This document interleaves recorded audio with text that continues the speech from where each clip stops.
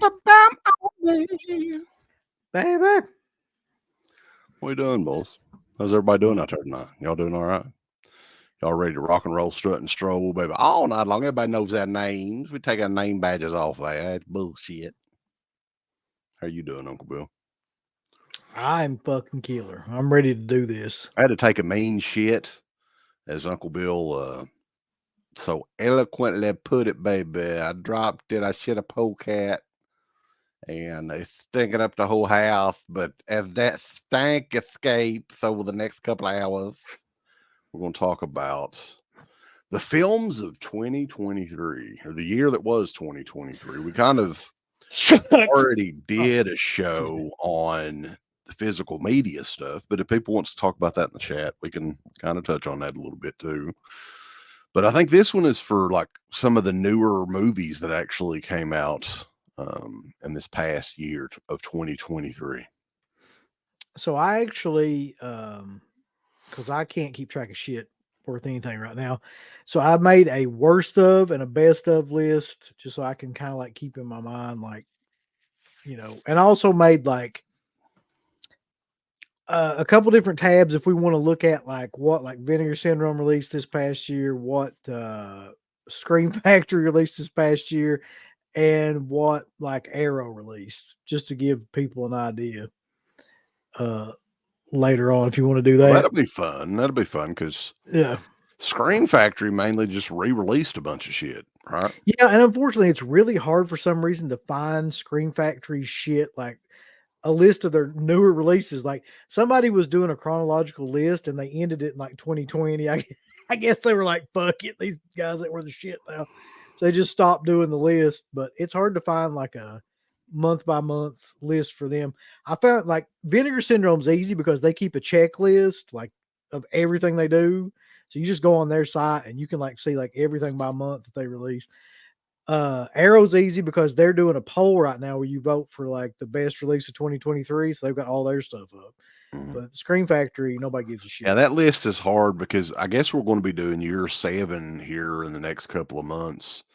Screen Factory, and as time goes by, they just kind of shit whatever they could out and didn't really keep track. Like, there's not really a definitive list online of of the Screen Factory in particular because I think people just quit caring really about it. They just, the importance of that company seemed to dwindle as the years went on.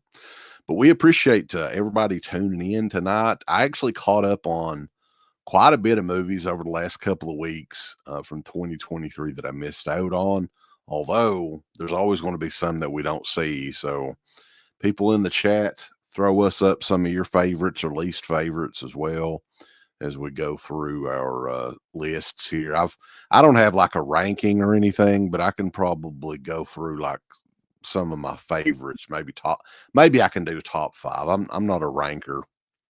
Yeah, and I was going to say too, like there are certain ones that I haven't seen that people keep talking about like over and over again. Like, uh, I haven't seen what's that one everybody always keeps fucking Birth and Rebirth.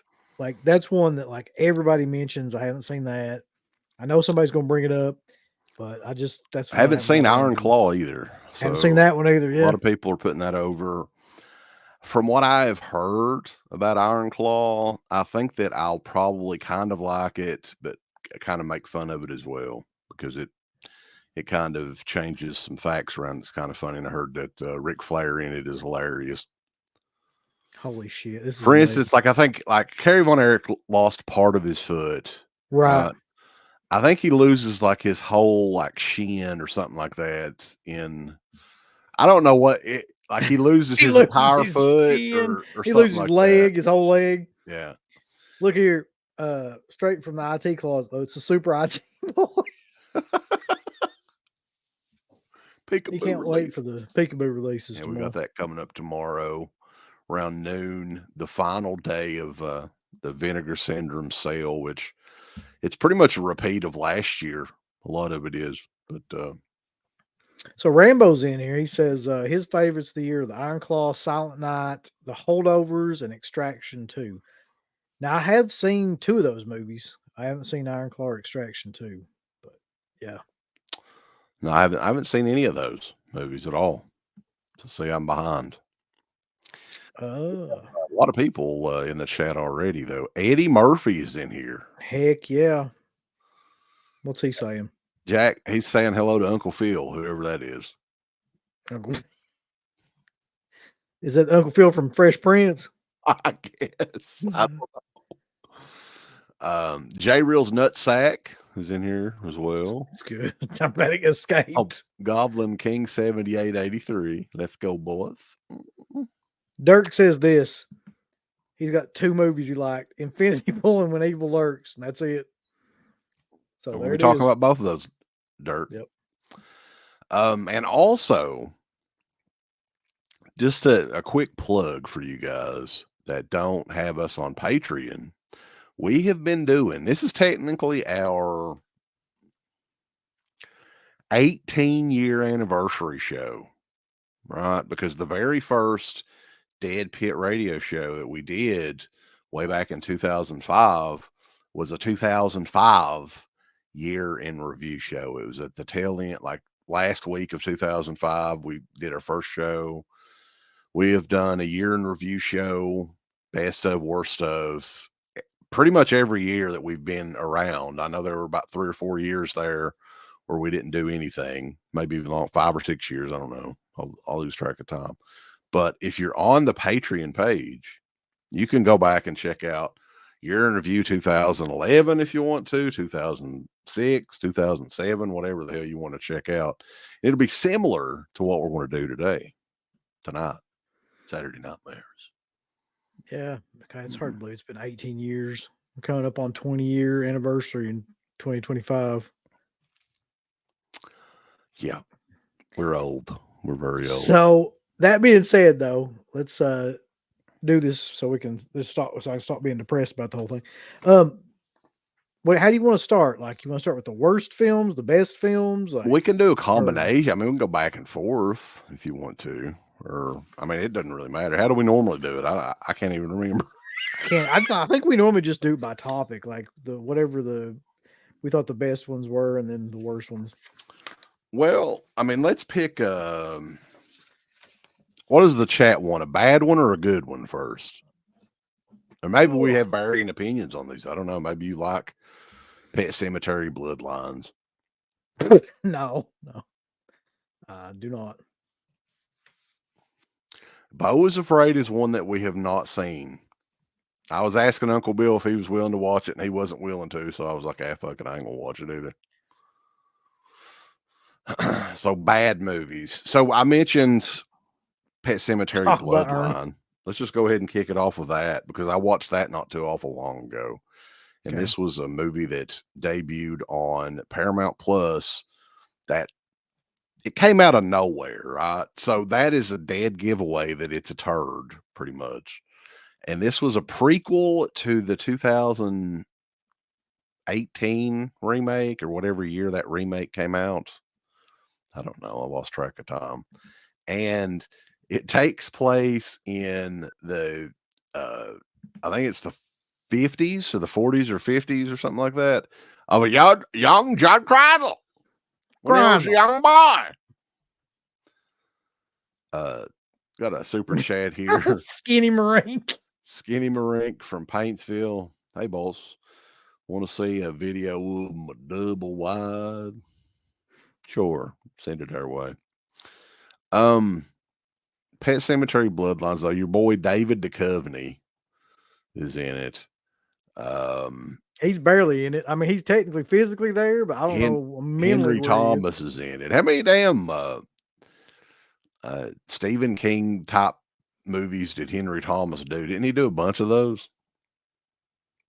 I guess. Like, I just remember like watching this and just being absolutely amazed at how bad the acting was and how boring it was, and the fact that it was supposed to be about Judd Crandall, but like Judd Crandall. You would think that, since that was probably the most popular character in the first one, that they would try to find like a good version of that, but they didn't. They didn't at all. Yeah, Lindsay Beer was the director's name, who I don't think that she had done anything before, but Pam Greer's also in this briefly, and Samantha Mathis, who I hadn't seen in forever, and I didn't even recognize her. I mean, time is not kind to anyone, so I don't want to single her out, but didn't recognize her at all. Just bad, man. Like I think the big thing with Hollywood now, these big studios, they have the right to do, the right to do Pet Cemetery movie, and they go, okay, this is Pet Cemetery. Let's quickly get this out there. Boom, bada bang, and we'll debut it on Paramount Plus because it sucks. Yeah, pretty much. I mean, I don't think that movie should have ever been released in the theater. Anyway, if it was, I'm not sure. Was it? And no, it debuted on, and I can safely say, and a lot of people are shitting on Exorcist Believer here. Pet Cemetery Bloodlines was worse than Exorcist Believer. Yeah, I mean, that's how bad it was. Kinda, and maybe it's like a tie, but I mean, they're both awful movies. I'll say that. But one is like Pet Cemetery Bloodline is probably like more boring, if you can imagine that. Yeah, Samantha Mathis was in the Mario 93 movie. Exorcist Believer, we'll talk about it down the road a little bit, but it was bad, but it was the kind of bad where, oh God, I just want to see how stupid it's going to get. Whereas Bloodline, I just wanted it to end immediately. I was like, yeah, that's pretty much as soon as I put it on, I was like, oh, God, what in the hell's the point of this shit? Because it tried telling like a whole backstory of the history of the burial ground and bullshit. Who cares? Who gives a shit? Not me. Buddy, everybody gave a shit about that. That's why they do it. They did it in all the movies. That's why they did it in Saw. They want you to know all about the what I can't understand is, though, and of course, these are different studios, but they released a Blu-ray of Pet Cemetery Bloodlines and a 4K of Pet Cemetery Bloodlines after it came to Paramount Plus. A lot of those bigger named horror remakes and stuff like that Chainsaw movie, it never came to. I mean, it's awful too. I'm not saying you should bring it out, but it's just confusing. They didn't bring that out. They didn't bring the Hellraiser remake out. No, it's true.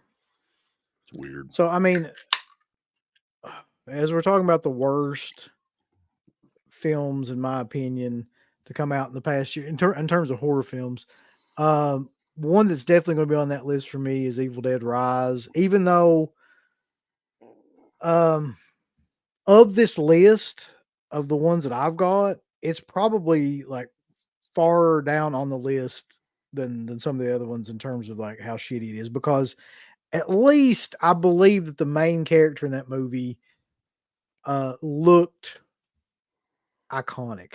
I'll say that. Like, she had a good look. The film itself was pure garbage.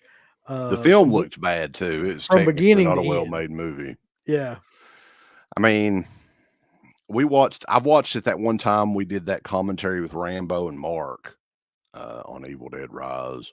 So, I mean, as far as a proper viewing, I don't know if you could count that because we were kind of making fun of the movie all the time. Yeah. Counting how many times somebody vomited up semen or whatever while they were getting possessed. Throwing eggs and shit. Yeah. And this is another prime example of a studio that has that franchise. And they're just like, okay, here we go. Let's throw this out here. A lot of people mention this too. I've seen other shows mention this, and it's true. Like, it really doesn't have anything to do with Evil Dead. Like, it doesn't have the tone of an Evil Dead movie. It doesn't have any of like the character, like the signature kind of things that happen in Evil Dead movie. It has like dark humor in it, but it's mostly stupid. Like, the dialogue is mostly really poorly written, to whereas like in the other Evil Dead movies, like it was actually pretty creative and slapstick. And this is more just like Exorcist mean-spirited kind of stuff. Like the way they were talking about shit, like, I gotta eat the glass to kill the worms in my belly willy, or whatever she said. Like, yeah. Some people some people do like Evil Dead Rise. Yeah. Dana preferred it over the 2013 movie, which, I mean, the 2013 movie is not a great movie either, really, but technically made, it's a superior movie in a lot of ways, I think. And it does at least feel like an Evil Dead movie. This doesn't. This is like a No, remake of I think Demons 2. though. I think I think Evil Dead Rise will become more and more popular only because of that leading lady. Like, I don't think it has anything to do with the movie. I think that she will eventually become like more and more popular over the years as like a iconic kind of character, even though that movie does suck. Yeah, she's already got convention appearances and stuff, so she's making some money. Got a lot more bad than good in 2023, so I'll continue on with another one that I thought was pretty bad. Speaking of which, real quick though, like that arrow in the head, Joe Blow, all that shit site. I saw something that they posted, and I had to post on it because it was so stupid. They were like, 2023 was a banner year for horror, and I was like, no, it was. I was like, there's nothing like great about horror films in 2023 whatsoever. Like, I don't know what they're trying to do with that. I guess it's that toxic positivity kind of attitude, but This is great. Everything's great. anybody that says that, man, like, no. I mean, there were a few independent films, but in terms of anything Foreign movies too. mainstream, yeah, like, no, it wasn't a banner fucking year. But sorry. But Rob Savage though hit the ball out of the park with the Boogeyman, boys. He's the Boogeyman. Get you. It's coming to get you. Tick-tock. He That's breaks somebody that else. clock over his head. Man, like I watched this on Vudu back not long after it came out, and this was one that was originally scheduled to be like a HBO Max or something like that debut, and they gave it a theatrical run because they thought it was actually good. Did you see this one? No, I never did. I never really wanted to. It's just like, no.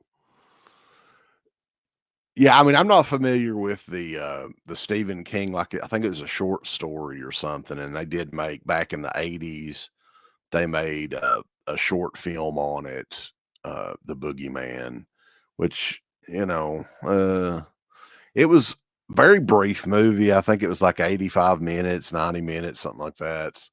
And it's just one of those that like jump scare movies. That's all it is. Like I think the story revolves around two sisters who just, a bunch of creepy shit happens to them in the house from the Boogeyman. And it's not really that creepy. It's been done to death. And I watched that movie and I was like, I'll never watch it again. Yeah. I mean, I can I imagine. I don't think it did that well either. So, no, I mean, it's a little bit too generic, really.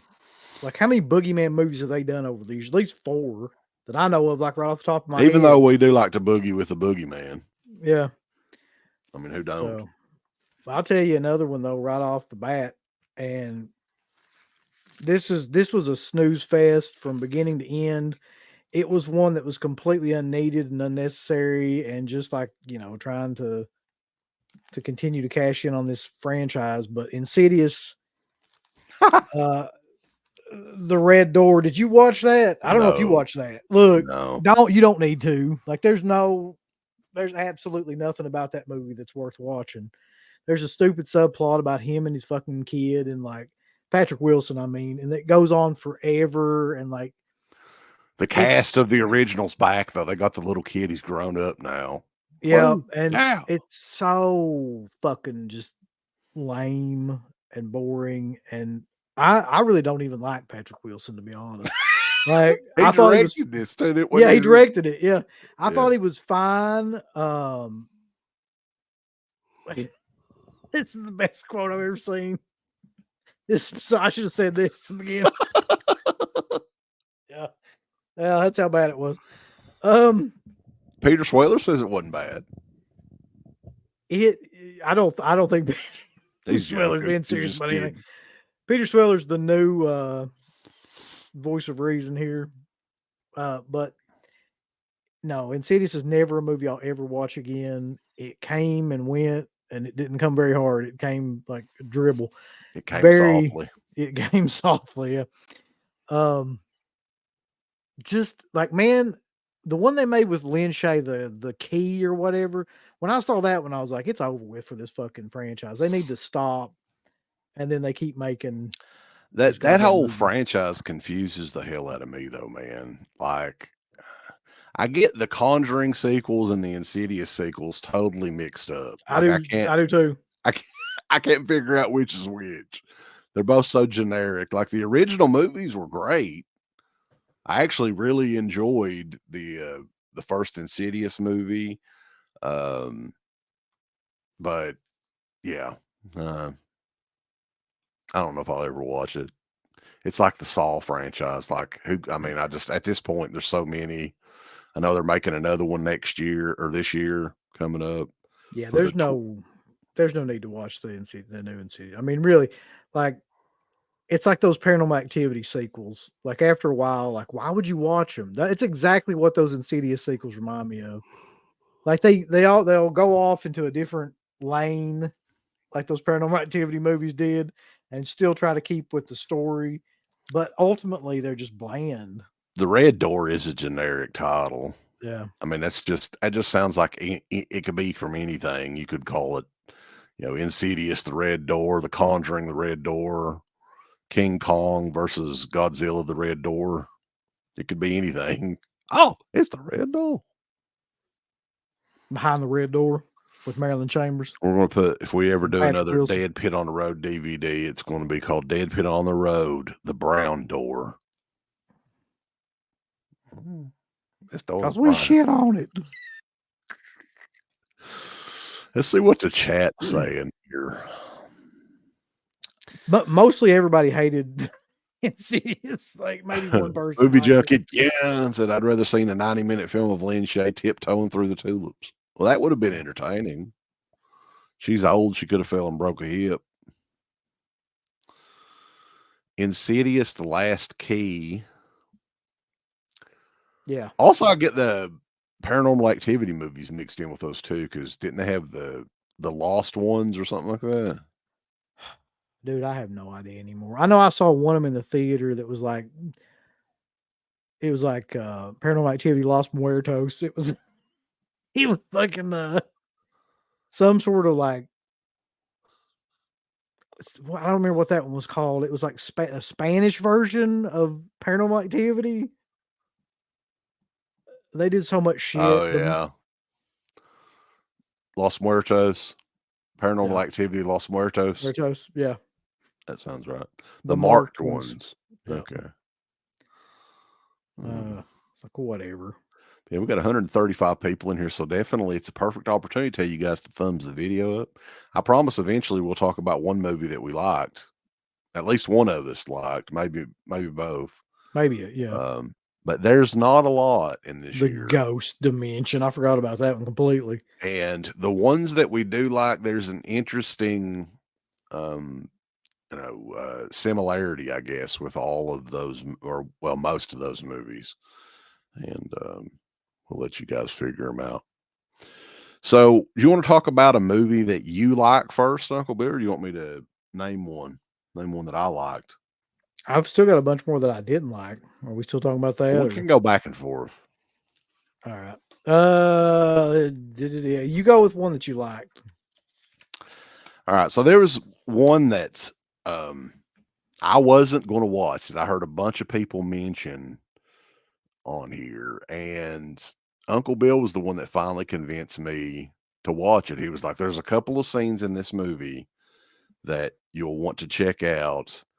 And man, I'm glad I did, because it's one of those movies where I started watching it, and then throughout the movie, there were 3 or 4 things popping up from time to time where I was like, "What in the fuck?" Yeah, I told you. It's Right. like you're watching it, it progressively gets fucking like crazier and crazier.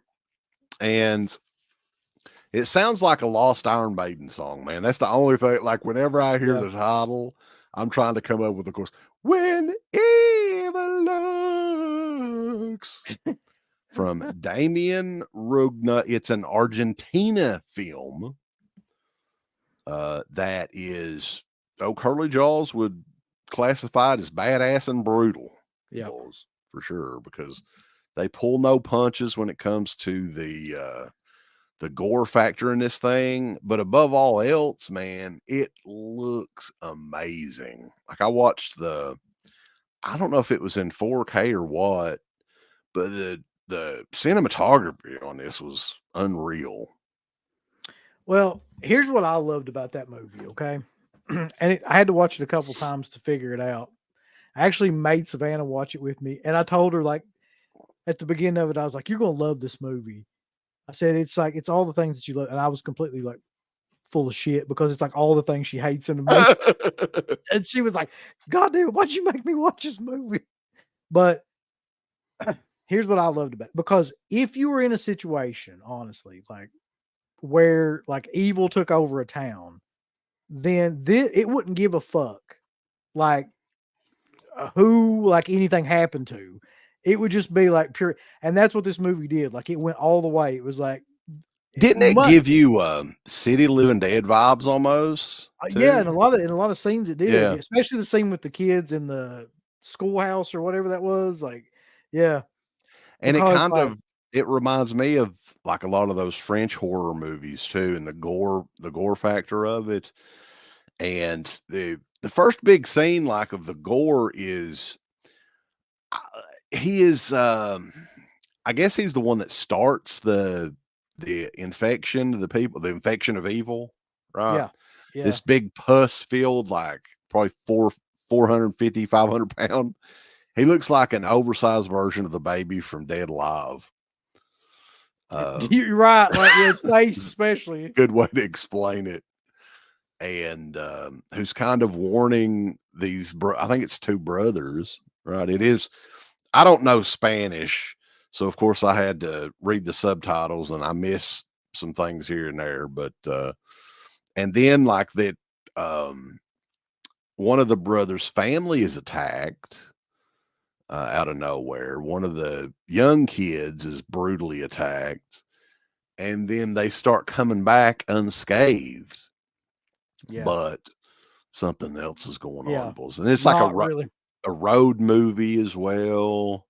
And Another part of it too that I thought it did really well was it created a whole new kinda, like, mythology for what you're supposed to do and not do. Like, there's a whole set of rules for what you could do in this situation. Because this whole idea of, like, this evil that gets out, these rotten, like, rotters, I think they call them. Well, apparently this happened before, and, like, they've got, like, a whole list of shit you can't do. You can't shoot them with a gun, like, you're not supposed to, like, what was it? You're not supposed to let them into your mind somehow or another.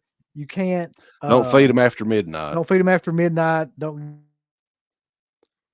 things like that. Yeah, but I like that too, that they created, like, a whole other kind of mythology for around the film as well that was completely, like, different than anything you've ever seen in this type of movie. Yeah, and this filmmaker Damien Rugna, who has made a few films, I think this is I mean, I'm probably wrong on this. This is the only one that I know that's actually in Spanish. I think the other ones are actually in English. He did Terrified a few years ago, which I haven't seen, but I've heard people talk about that as well. And Satanic, what is it? Hispanic Panic or something like that. Satanic Hispanics. Okay. So that one was kind of popular as well. But that guy's a filmmaker with this movie. What it reminds me of too, and I wanted to mention this, is Alexander Aja, High Tension. This guy is going to go on to do Yeah. something big. I mean, his name is going to be out there. I'm making the prediction. Have you seen his other movie, like the movie he did before this, Terrified? Mm-mm. No. So, a lot of people on here are talking about it. I haven't seen it either, but, like, um, I hear good things about that too. I'll probably watch that next because you're right, like, I was not expecting this movie, man. Like, I was not prepared at all when I watched this Yeah. movie for what it was gonna be. And you can tell too, like it very well made, man. Like I'm sure he didn't have nearly the budget of a lot of these Hollywood movies, but this thing looked great. The special effects were great in it. It was gross, Yeah. right? So my wife even turned her head at that final scene, like I was telling you about earlier today. right at the very end, she was like, "God, what is this? What are you watching? Oh, God." I tell you though, a plot thing in it that I'm sure a lot of people hate, but I loved was that the main character in it, the one brother, does absolutely everything wrong throughout the whole fucking movie, which is great because it just causes like worse and worse stuff to happen. Like he fucks up everything you're like not supposed to do. He does, and Yeah. it just He's like a real life Steve. he's yeah, that's exactly what he's. He's like Steve in the movie. Yep.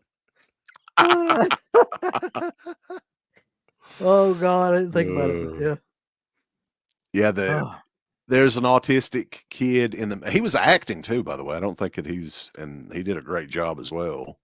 Which I don't That know if he was scene, that was he scene. autistic or did he have like muscular dystrophy or something like that? I think he was supposed to be autistic. Okay. But like that scene that kind of breaks him at the end, it's Yeah. just so fucked up too, man. Like that whole movie is just you talk about a hopeless movie, but just great. I I don't know. Yeah, and It's my number 2 movie of the year. was it a Shudder Um, original? I think so. Like Okay. that's where I Yeah, saw because it. I mean, it's a foreign release. You're not going to get a movie unless they were to dub it, which I don't know why. You know, people just don't do that anymore. It could have gotten a theatrical release here, I think, if they would have dubbed it. Yeah, you're probably right, but I didn't mind it because there's not a lot of dialogue. There's just a whole bunch of shit that's going on like all the time. Right. But yeah, I mean, there's Um, a rare good one that I think we both agreed on. So you want to get back to the shit? yeah, if you want to. Let's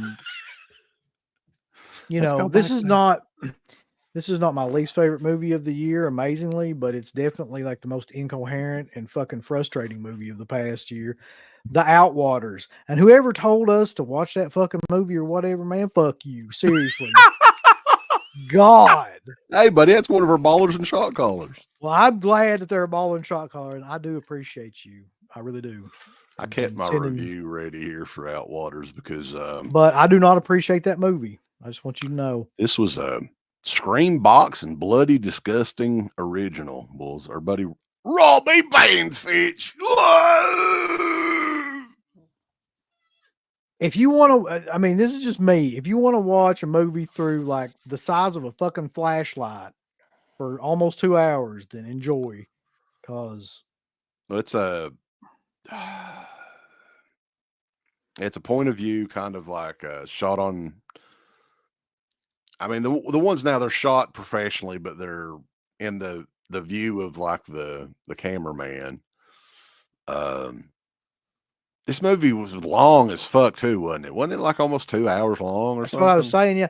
And like the last hour and a half of it is, I'm telling you sincerely, it's like all you can see is like the size of a flashlight. Cause that's what he's holding. He's like walking around like with a You did a flashlight. double feature, the Outwaters and Skinamarink. Yeah. Dreamlike and Poetic is a, That would be a double feature playing in hell. just on a rotating like loop. Yeah, Yeah. that's the only movies you can watch in hell is Outwaters and fucking Skinamarink. Oh man. Like what a waste of everybody's time and effort and life.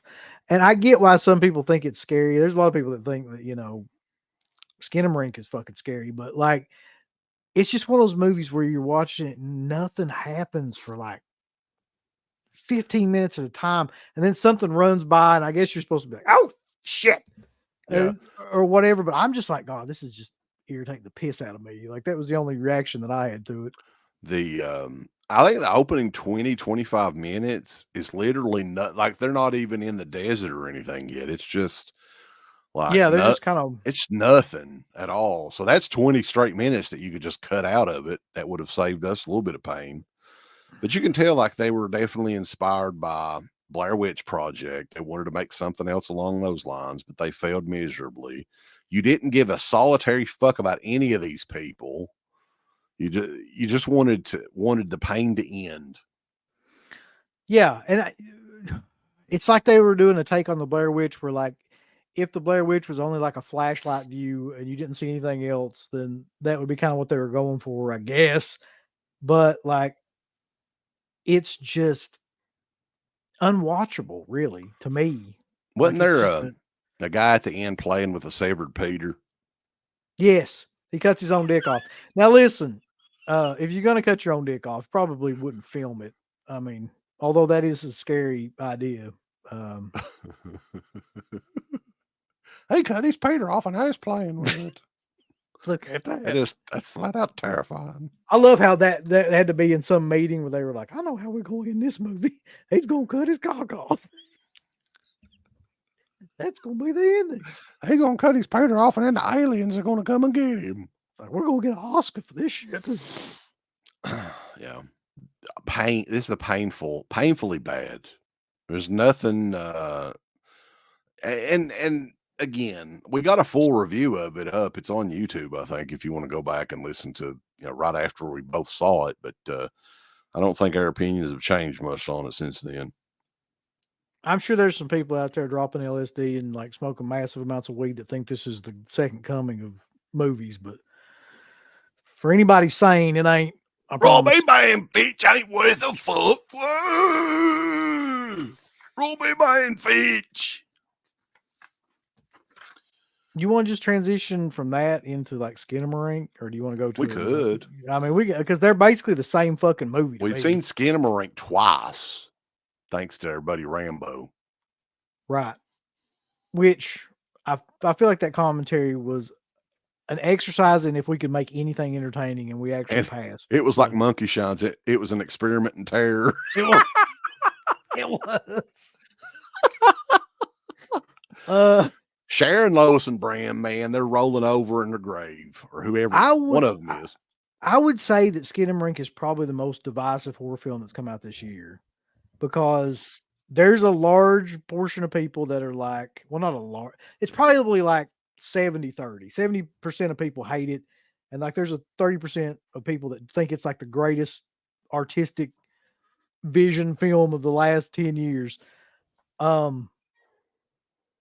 But I don't even think it's a film. Like I can't even categorize that movie as a film or that whatever the fuck that is. No, I mean, the concept of it's interesting for a short film, which I think it was a short film. Wasn't the short film called Heck or something like that? First, but translating that into a full length movie, like an hour and a half, nearly a 2-hour movie, it don't work, man. Like it's too much. Nobody should have to endure that kind of like shit for that long, because there's really nothing to it. You could have the exact same effects in a 10-minute short movie. Yeah, I mean, there was no reason. As far as I can figure out, like, why would you want to watch the same things like over and over in terms of the same images and just shit kind of like blurry, fucking, going from one room to the other for that amount of time? Like, you could have done that, like you said, in 10 minutes. 5 or 10 minutes would have got it across. Yeah. So, I mean, I don't even know if it would be 70-30, man. I've seen the majority of the people really see Skinamarink for what it is. So I don't even know if it's 30% of the people that like it. I can't tell if LA Jewel is just like constantly just trying to say like whatever, that we don't say, or if he's actually seriously trying to like say that he liked that movie. He's just wanting he's wanting attention. Yeah, but this is what the true meaning of that movie is. I got some Mega Blocks. I got them on the floor. Now they're gone. Oh my God, the toilet is gone and I've got to shit. Oh, God. Yeah. Skinamarinky dinky dink. Skinamarinky doo. What are you going to say? Well, then it's a piece of crunch. I don't even know what to say to you, bub. That's your favorite of the year. That's the weird part, though. I think it was like on Varieties or one of those fucking hoity-toity magazines. Like it was on a lot of lists. Film of the year. Yeah. Listen, I want to tell you right now, though, I don't give a fuck what the metaphor is behind that movie. I don't give a fuck what it's supposed to mean or what people think it's supposed to mean. That's not a movie. It's not. I mean, it's a series of images. You could have done. You know those what are those things called? Viewfinders. That movie could have been on a fucking viewfinder. You're just flipping through like images of Yeah, Skinamarink though, shit. it isn't a found footage movie really, but I don't know what type of fucking movie you'd call it. Like, I mean, it's I do. definitely I know what kind of movie you call it. shit. It's shit. But yeah, that we've got a full review of Skinamarink, I think, as well. That was another one that we was requested to review back in the day, wasn't it? Wasn't that one that we did? Yeah, I think so. Where did that $15,000 go? I'm just curious. He had to hire the plumber to take the toilet out and put it back in, and the the film stock or the tape stock or whatever they're using. And he had to pay his rent for a few months while he was working on the movie and not working at Piggly Wiggly. Right. Maybe that's what it was. I don't know. Oh, here we go. Yeah. Who's to say? Variety and Rolling Stone named Skinamarink the #1 horror film. That's all that you really need to Yeah, know. they can go to hell then. Skinamarink, man, I'm not kidding you. Like the first time I tried to watch it, I did fast forward through it. I put it on like 3 times fast forward. Next one though, and we haven't really talked about this one, and this is kind of we did like a whole retrospective on this guy's movies, I think last year. Knock at the Cabin was M. Night Shyamalama Ding Dong's movie. That I think it was a high success. It was highly successful in the theaters. It did really well. And what do you think of that one, Uncle Bill? I think the best part of it was Deacon Batista. I've said this before. I think that I was really engaged in that movie, but like a lot of movies nowadays, like it just didn't know how to end. And so it just fucking ended. It just ended the way that like you absolutely like were kind of like led to believe that it would end. So I don't understand. Like that's the thing. Maybe he did it as like maybe he was like, I want to do an anti-twist movie where everybody's like expecting a twist, but it's like I just go straight It never happens. exactly. Yeah. You just get the exact straightforward movie.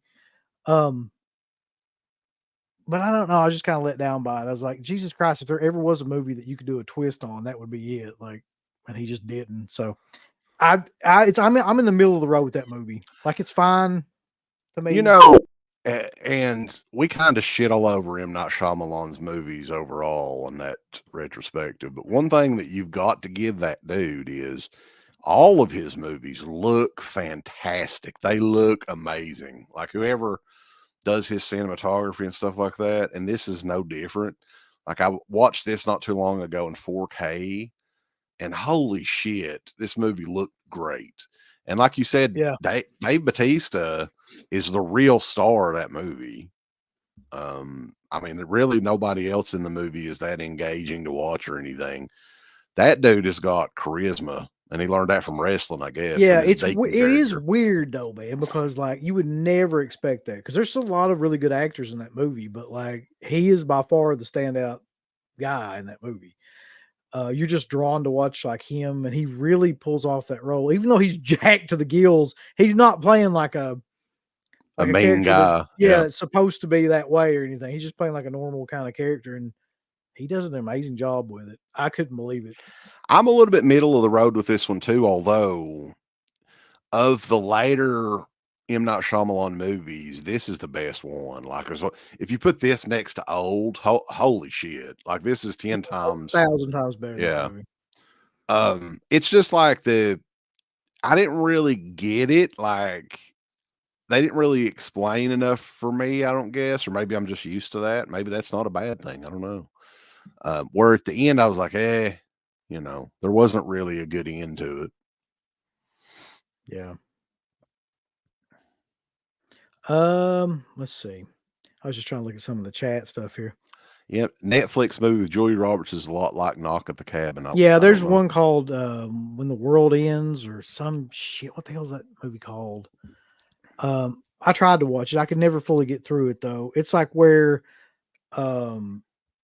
there's like all of the technology and shit gets knocked out and they're stuck in this house this other family, like Julia Roberts' family is, and all the Teslas like turn on you because Elon Musk is evil. No shit, all the Teslas do turn on you. I don't know if they were trying to say something about Elon Musk, but like Maximum Overdrive style, the Teslas are Yeah. fucking killing people. So let's see. In terms of another, are we doing like just good It's ones just at this point? whatever. It don't really matter. Uh, There's a lot of bad ones. yeah, there's a lot more fucking bad ones than there are good ones. You want to talk about Scream 6? Oh God, we can. We actually saw this in the theater together, I think, right? Wasn't that the one that Yeah.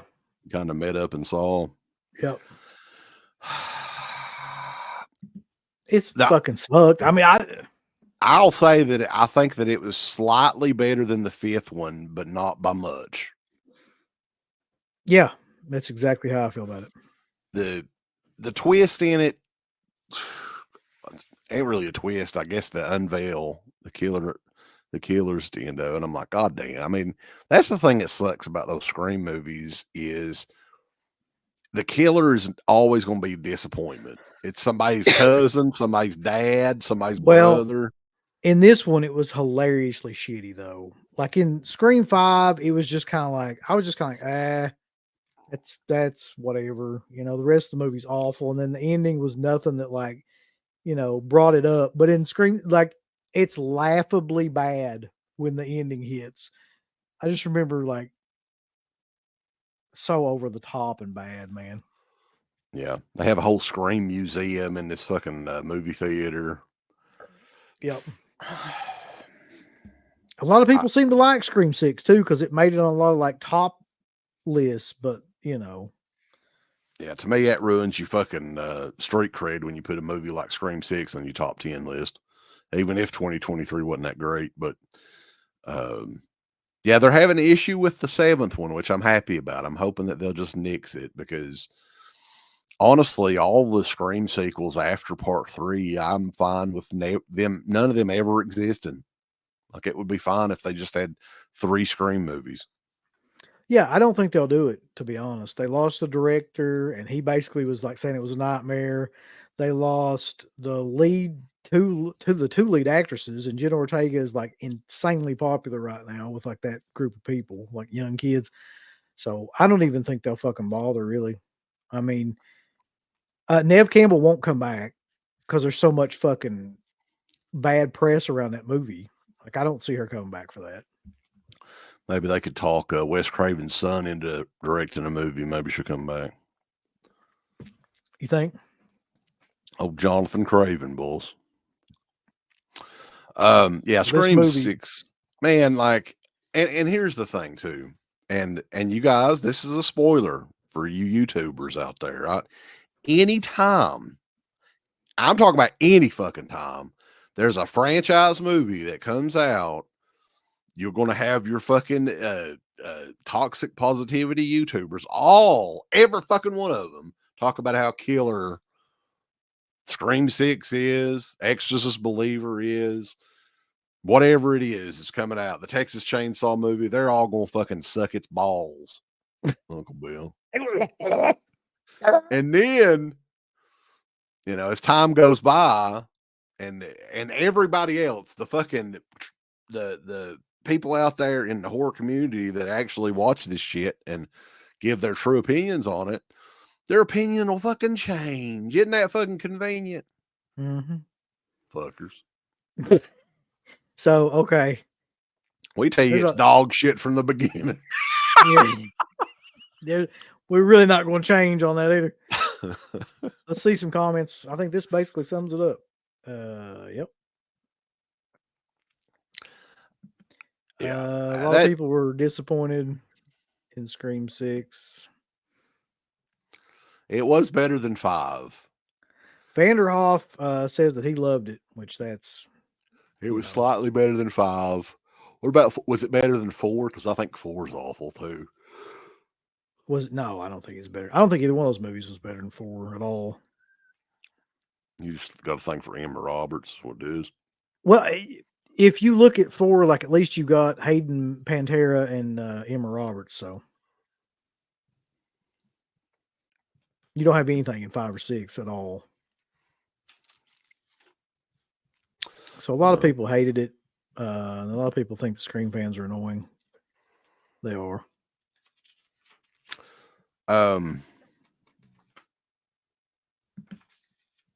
So technically, I guess this movie came out overseas in 2022, but here in the U.S. not until 2023. It's from one of our favorite countries, Australia, Uncle Bill. Australia! Hey, let's talk about Get me a cowbell in here. The Filippo brothers directed that. I watched that a couple of nights ago. The Filippo. Filippo. Hey, it's Deborah and Marco Filippo.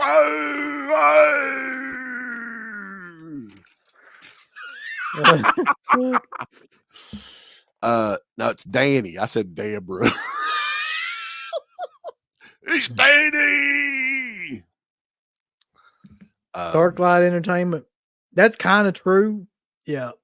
Like there's not a whole lot of, but we just did a movie that we both thought was just kind of okay, and that was not Cabin in the Woods, but Knock at the Cabin. And that was that was a studio movie. Some major studio did that, right? So in this one, Talk to Me from 2022, 2023, depending on. Now, was this out in theaters in the US at all? Or do you recall? I don't know if it was. Where did it debut? I think it was, man. For some reason, I believe it was for a brief period of time. We've got a super chat here from Skinny Marink from Paintsville, Kentucky. What if instead of Panera Bread, it's called Pantera Bread? Are you talking to me? What if? So in this one, a group of friends discover and kind of become addicted to using this hand to see spirits of the dead, or I don't know what you would say. And they kind of conjure similar to like a Ouija board, I guess. And you know, you don't go messing with a Ouija board. Yeah. Kind of becomes a thrill to them at first, and they can't quit doing it. And then things kind of get out of hand, Uncle Bill, with the hand, right? Out of hand. Exactly. It's a pun. Hey, like that. That was killer. That's another movie that's really divisive. Like any A24 movie is for some reason incredibly fucking divisive, because there's a group of people that I feel like will just hate any of those movies. And then like there's a group of people that I think will just like any of those movies. And I don't know if I'm in that group or not. Mm-hmm. I do know that, like somebody said about A24, at least they fucking let them make whatever kind of movie they want. Like that studio lets like the directors make, because look at Beau Was Afraid. That movie was made for nobody. No fucking body. Like, I mean, it was made for the director. It wasn't made for an audience. Mm-hmm. I don't know how well it did or what, but that people haven't done that shit since the 70s, man. Like a studio actually like let people make those type of films.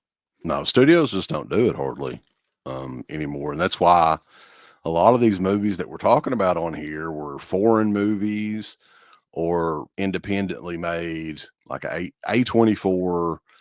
And I know some people are just not into the A24 movies or whatever, but I mean, it's a studio. It's not a movie. When people say that, they're like, I'm not into A24 films. Well, like, why don't you watch them and judge them? Like, it's not like they're not from the same fucking filmmaker. Yeah.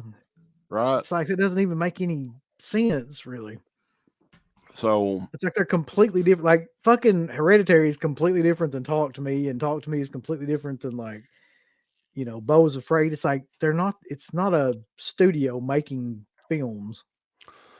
Yeah, but after like the guy gets possessed and starts making out with a fucking bulldog or something, I believe I would leave, Uncle Bill, after that happened. I'm like, I'm not gonna play with this fucking thing no more. Yeah, I'm done. I just made out with a goddamn bulldog. That was real too, by the way. Who the fuck would let a big old bull or any dog lick and like tongue bathe their mouth and everything? That's nasty, boys. I agree with this, by the way, real quick. We don't talk about this movie enough, but like, I was blown away by that movie when the dedication that it took to make that movie and the way that it was made. Yeah. The budget. And that movie was. I'm absolutely positive there's people that hate that movie too, but that movie was filmed with natural lighting, man, and looks the way it does. That's insane. Yep. And good old Hammerhead was in it too. Who couldn't like it? That's true. So Talk to Me though, for me was like, I saw it in the theater and somebody mentioned this and it's true. Like we had to leave because the kids freaked out.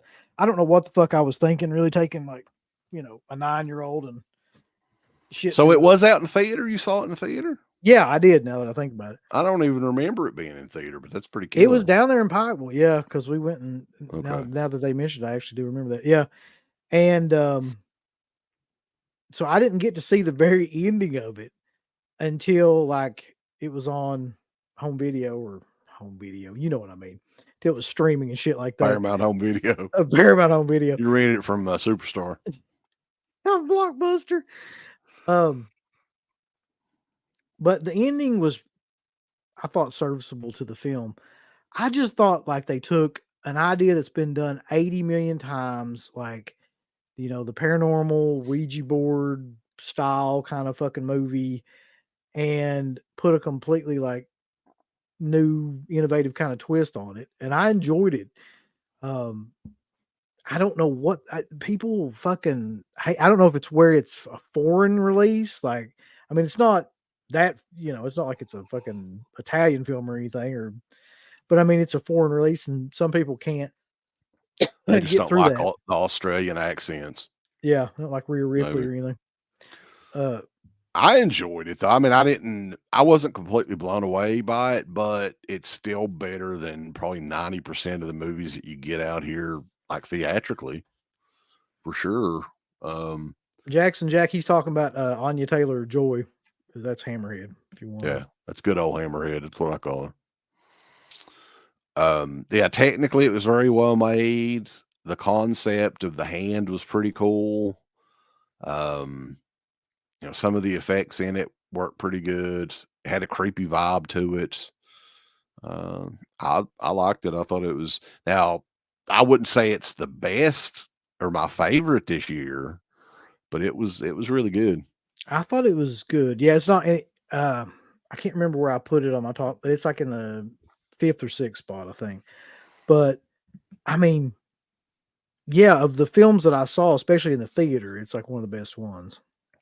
We have 165 people, so it's a good opportunity to tell you guys to thumbs this video up and tell your friends, family, and neighbors about it. Spread the good word of the pit. The Green and Black Attack, boys. Horror Talk Radio. Yeah, this is a good point too. Talk to Me was made before A24 even picked it up, so it's not an A24 film, right? Per se. What? The fuck? There's 166 people watching you blow ass hair out here. What are you talking about? What are you doing? This is a professional horror radio show, and you're shitting your pants. I didn't do that. I didn't hear nothing. Now let's get serious here. We're talking about A24. Oh. God. I don't know what you're talking about. Yeah, that's something to tell your friends and family about.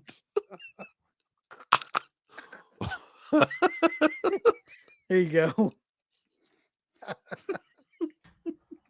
Oh, crop dusting live. So Talk to Me was good. I don't think we're gonna be able to segue out of that for a while. I'm gonna be honest with you.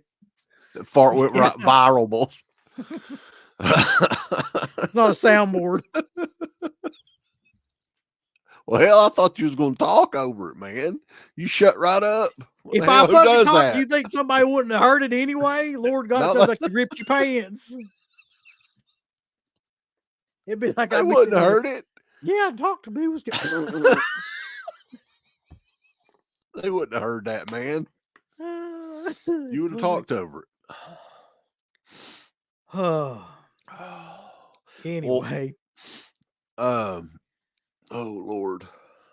Yeah, it's your turn now, isn't it? sure. Let's go. Let's go with another shitty one since that's apropos to the situation. I can't believe you. Cannot fucking believe you. What? I didn't do nothing, man. Well, one of the only ones really like left, and because I don't think you saw Saw 10, did you? So there ain't no real sense talking about that. Well, you can talk about it. I don't care. They're all the same type of movie anyway. I'll be honest with you. I put it on my worst of list, like towards the end, but like I'm on the fence with that fucking movie. I've said this before.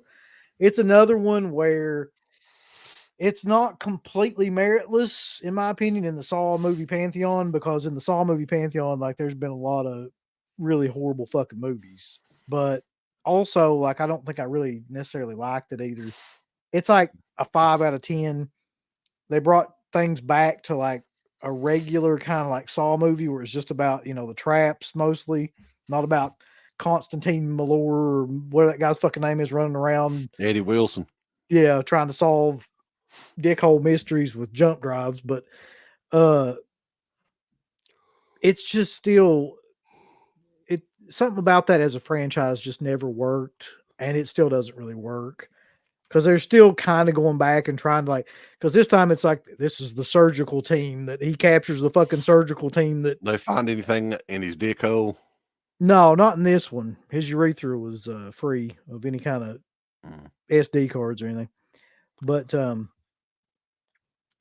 it's just silly. The traps aren't that great either. Is Constant Mandalore in it? Yeah, this is a good point. They do this in flashbacks. So there's flashback scenes with fucking Tobin Bell where they just have him in a like a baseball hat turned around backwards. That's all they do to make him look younger. That was back in his carefree days. I forgot about that. That's so killer. Oh shit. Oh. Tobin Bell's he's had like a full career out of just being Jigsaw or whatever. Yeah. He don't do anything else. He don't have to. Like, I guarantee if he did a convention right now, like there'd be 5,000 people go up there to him. People shit all over themselves. So I don't know, like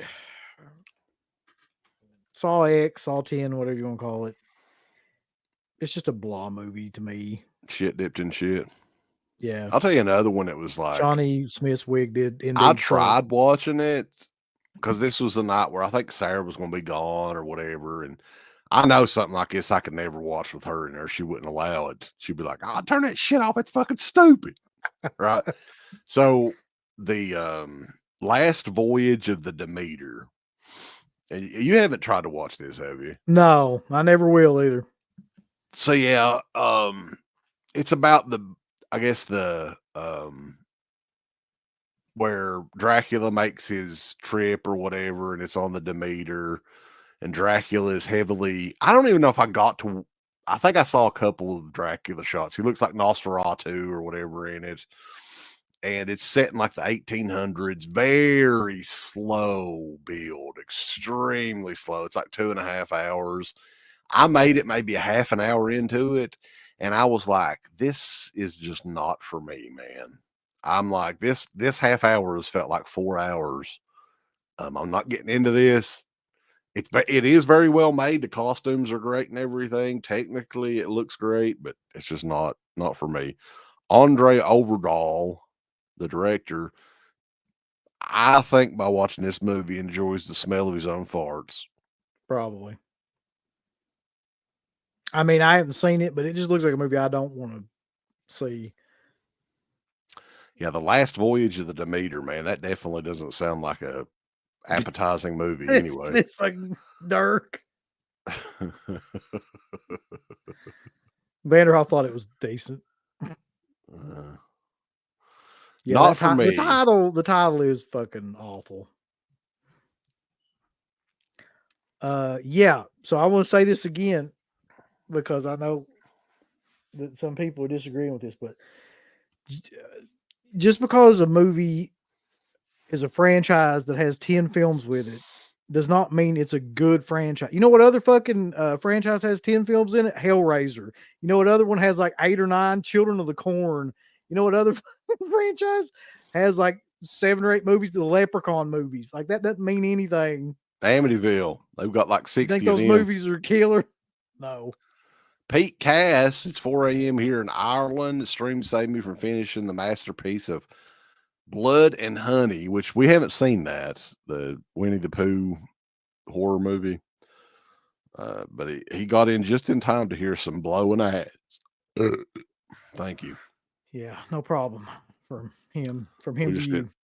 Yeah. People have any curiosities while we have 0.25 female viewers or listeners. That's one of the reasons. I don't think anybody really even thought about that before that anyway. We almost have 170 people watching this. And this isn't a multi-stream either, so we appreciate everybody tuning in here. It's pretty cool. We don't need a fucking multi-stream. If we get up to 200, I might crack another one. That's his promise to you, the listeners of this show. Hell, he's in Belgium. Well, I didn't know that. Darklight's in Belgium. Belgium. Any other foreign countries here that's not in the United States of America? Let me ask you a question, Darklight Entertainment. Do you like the AC/DC song Bedlam in Belgium? That's about the extent of my knowledge of Belgium. Waffles. I like waffles. Yeah. Isn't Jean-Claude Van Damme from Belgium? No, Brussels. Brussels. I don't know where the fuck Brussels is. That in Belgium? Sprouts. Sprouts. Yep. Video Man and Gizmo is from Europe somewhere. Where are you from? I know we got some Europeans in here. That's good. So you want to let's do a good one because I've only got like one bad one left, I think. Sure. I mean, I'm sure there's more fucking bad ones, but he is Belgium. Jean-Claude Van Damme is. Is he? Okay. See? Norway. Gizmo's from Norway. Norway. So we got Norway in here, Belgium, and Ireland. Darklight said that's not one. I don't think it's one of any like AC/DC fans' favorite songs, to be honest. What about Mistress for Christmas? That was a big one last month. That's also not like a lot of AC/DC fans' favorite song. He's originally from Pike County, though.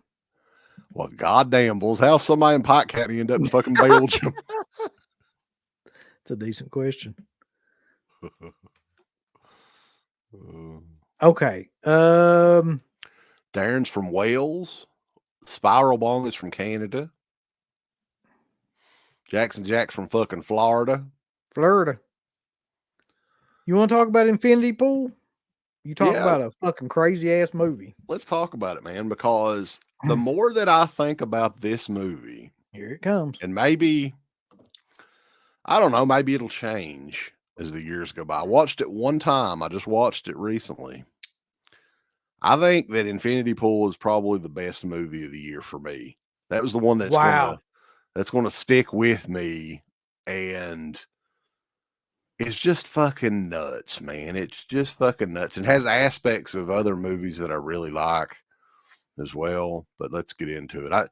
There is a Skarsgård in this movie. He did come from Stellan Skarsgård. I don't know how. Yeah, is one it of the Bill? most boring? Alexander. Bill Skarsgård or Alexander? Yeah, I couldn't remember which one. There's one of them sons of bitches in it. He plays James. Fucking, I knew a Mia Goth impression was coming. James. It's so fucking funny, man, because you watch her in these movies and you're like, wow. I mean, she's got this like sensual voice. Then you see an interview with her and she's like, hello, it's bitch to do this movie with you. Hello, I'm hungry. I want some beans and eggs for breakfast. What I like most about this film is it had a lot of character study. It's like the most unappealing accent ever. James, what you gonna invite my Albrace? I swear to God, it sounds exactly like when somebody from Monty Python dresses up as a woman. That's the exact way that her accent sounds. From like for real.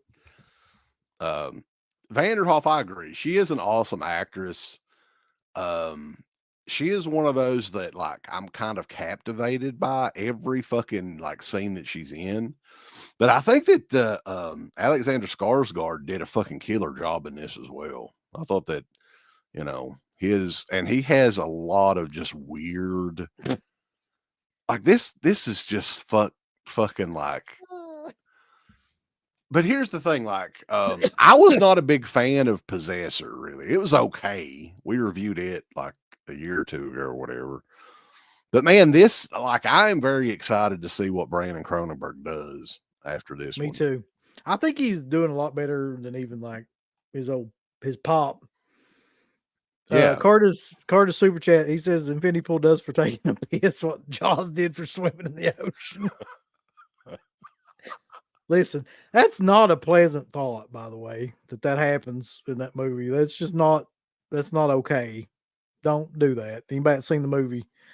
It's been a while since somebody done that to me, but yeah, I mean, yeah, the time it's going on, you're not really thinking, and then it's like, oh, well, come on, yeah. I'd be like, what the fuck? I'm pissing all over your hands. What are you doing? There was you crazy?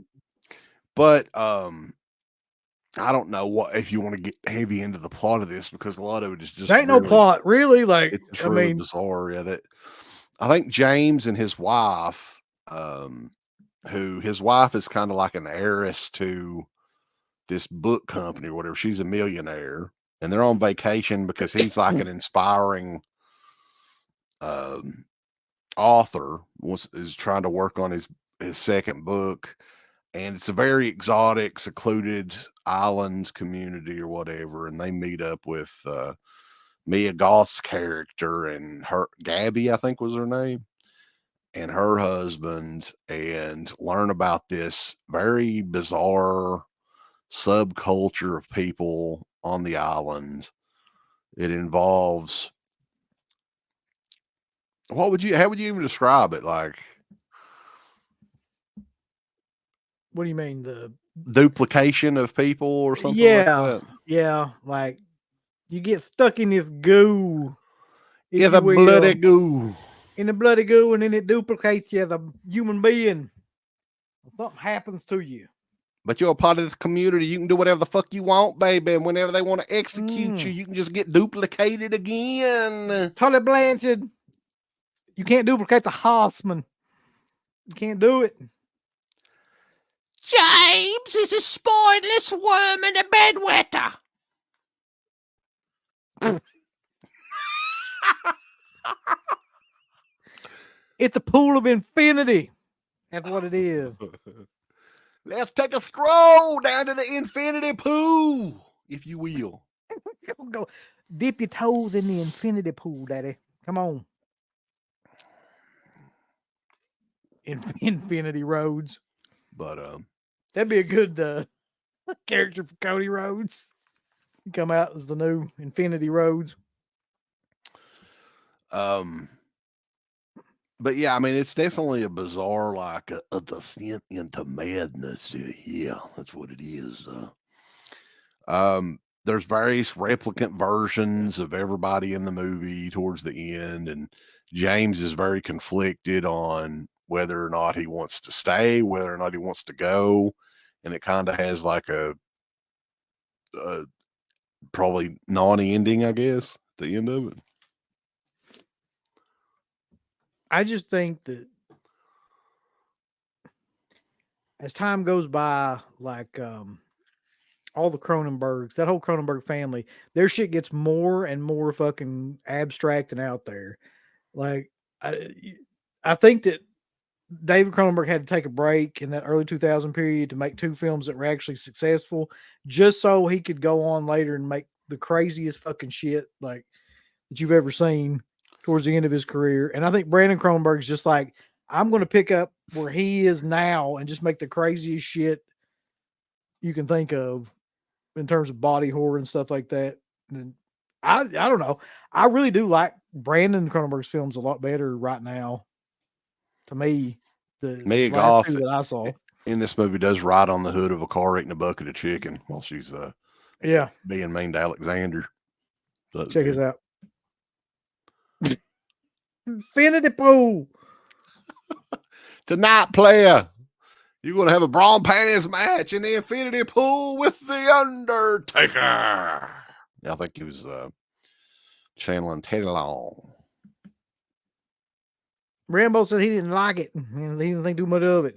It did make sense. I mean, there wasn't much of it that made a whole lot of sense, but it was there was a lot of shit that I just thought about after the fact, after watching the movie. This is a question that's impossible to answer. Like, listen, when you ask a question like that, it just really depends on like what kind of movies you like and like what you're into. I don't know if you can quantify that movie as being good or bad. Like, you just have to be into a particular style of movie to like that, I think. Yeah, I mean, it's like a sci-fi horror type deal too, right? Yeah. And that would be Dusty Rhodes. And I tried watching this movie Video Drone, baby, and I'm like, what the hell? What's happening here, James Woods? What if that happened at some point? Like Dusty Rhodes tried to watch a Cronenberg film, and he was like, "What would that be like?" I wonder. What if he didn't even get fired up? He's like, well, baby, I tried to watch that. I didn't know what the hell was going on. That would be it. He'd just be super low key about it. He was like, I put play and just sit there and watch, and it was just silliness after silliness, baby, and a lot of nastiness going on here, and I didn't get it, baby. Anybody got Uncle Buck I can put in and watch it. That would be exactly how it would go down.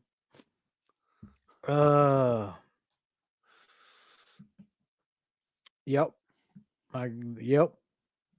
I didn't. All these are good points. Possessor is probably better, well, like shot and everything, the cinematography and all that, but I just couldn't really get into that one that much. Okay, so what do you got? Infinity Pool, and then what?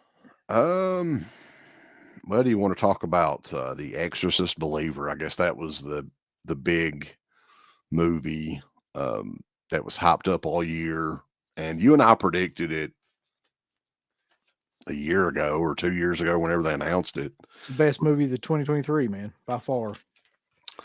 And the first of 3, supposedly. You think it's going to happen? Yeah, I mean, that movie, it made a good deal of money, actually, surprisingly, and it was like one of the best films I've ever seen.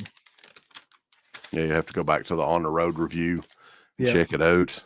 Uncle Bill loved it from beginning to end.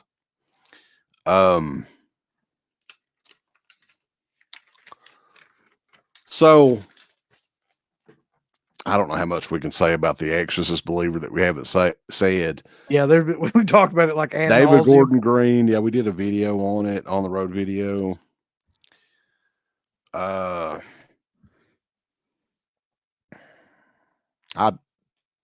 don't even want to say I didn't like it. It was another clear example of this studio spent so much fucking money, and it didn't matter what the hell the movie was. It seems like they didn't even fucking give a shit. We're going to put The Exorcist on it. We're going to make these kids look like Linda Blair in the first Exorcist movie. Let's get it out there as quick as possible. It's the first of 3. Let's do it. Here is my impression of Ellen Burstyn's role in that fucking movie, too, by the way. The patriarchy. Reagan.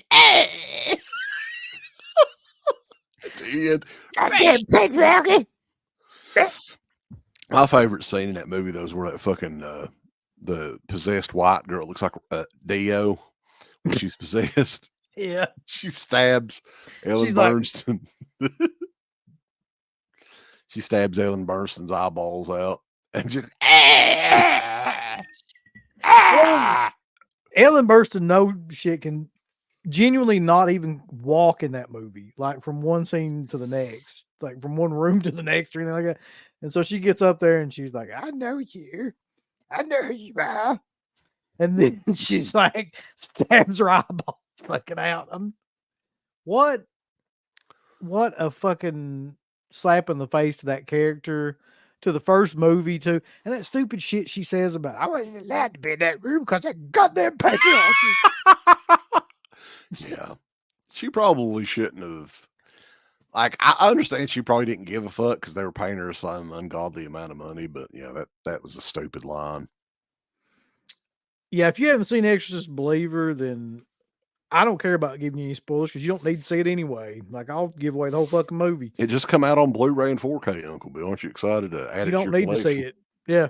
So, yeah, Ellen Burstyn gets her eyeballs stabbed, I guess, but it could come if they make another one of these movies, which I highly, highly doubt that after how much shit this movie got.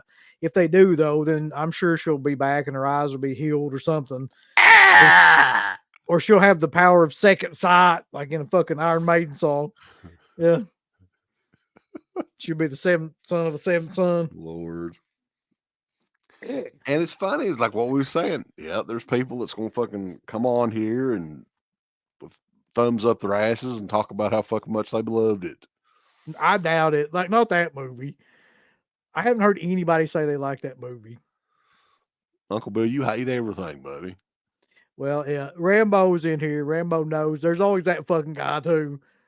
Oh, you don't like nothing. Even though we just talked about a movie we like. I hate everything. Oh God.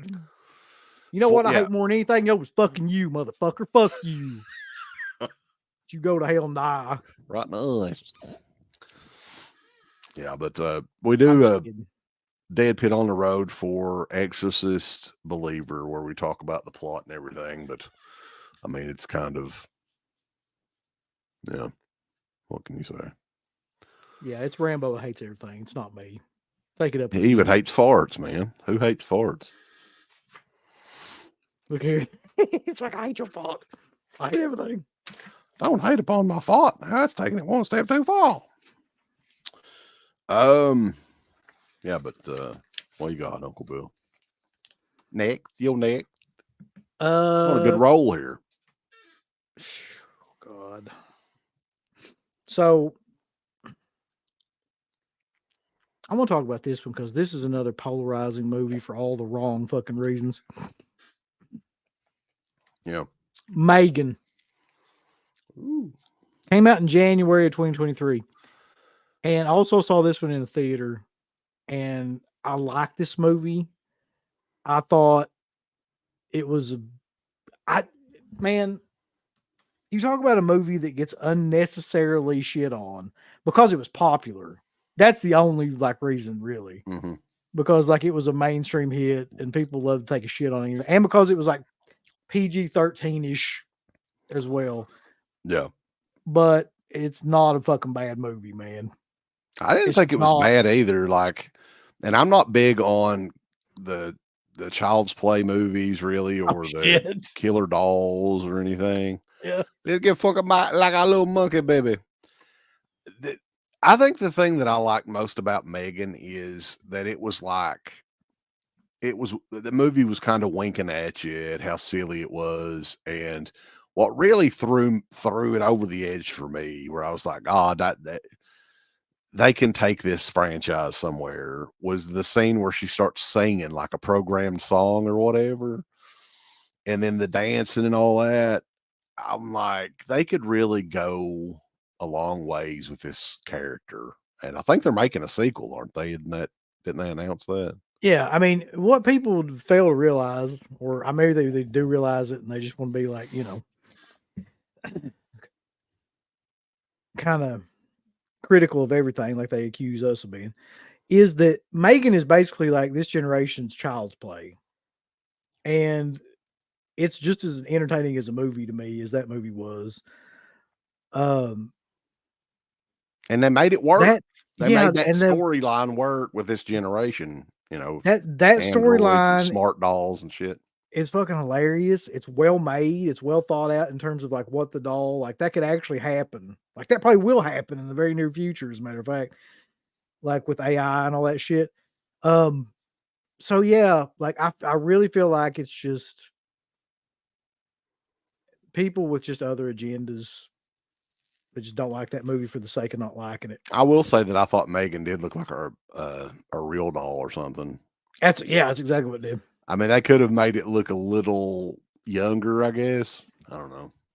But Look here, you piece of shit. I ain't never wrong. You don't fucking come to me and tell me I'm wrong. You're fucking wrong. but I think Megan is probably better than all the Child's Play movies after Bride of Chucky. I think Megan's better than Child's Play 2 as well.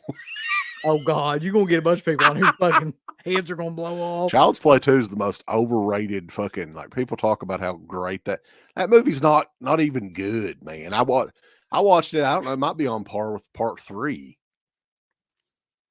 Let's see. I'm curious though, is what some people got in here.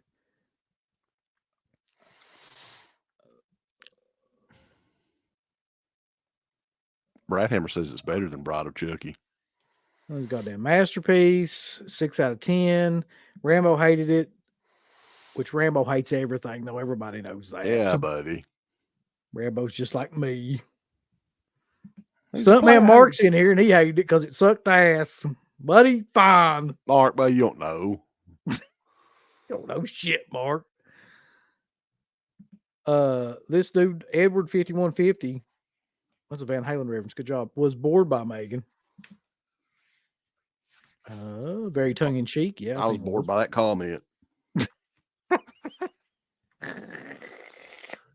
Megan was okay. It's pretty much like split right down the middle, really. Well, I thought that they did a good job with it as well. Now,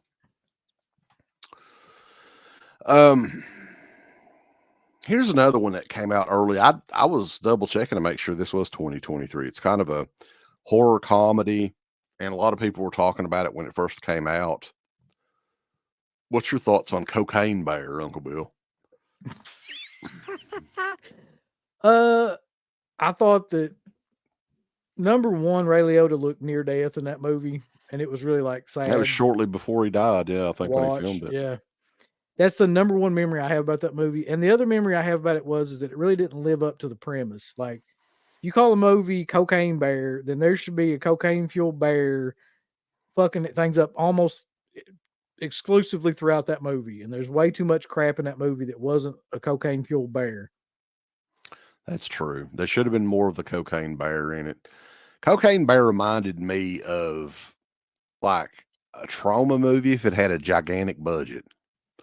Like, it's very goofy. It is well made. I mean, the effects in it and everything, like when the Cocaine Bear does attack, is really good. I didn't hate it, but it was like something that I watched and I'll never watch again. Exactly.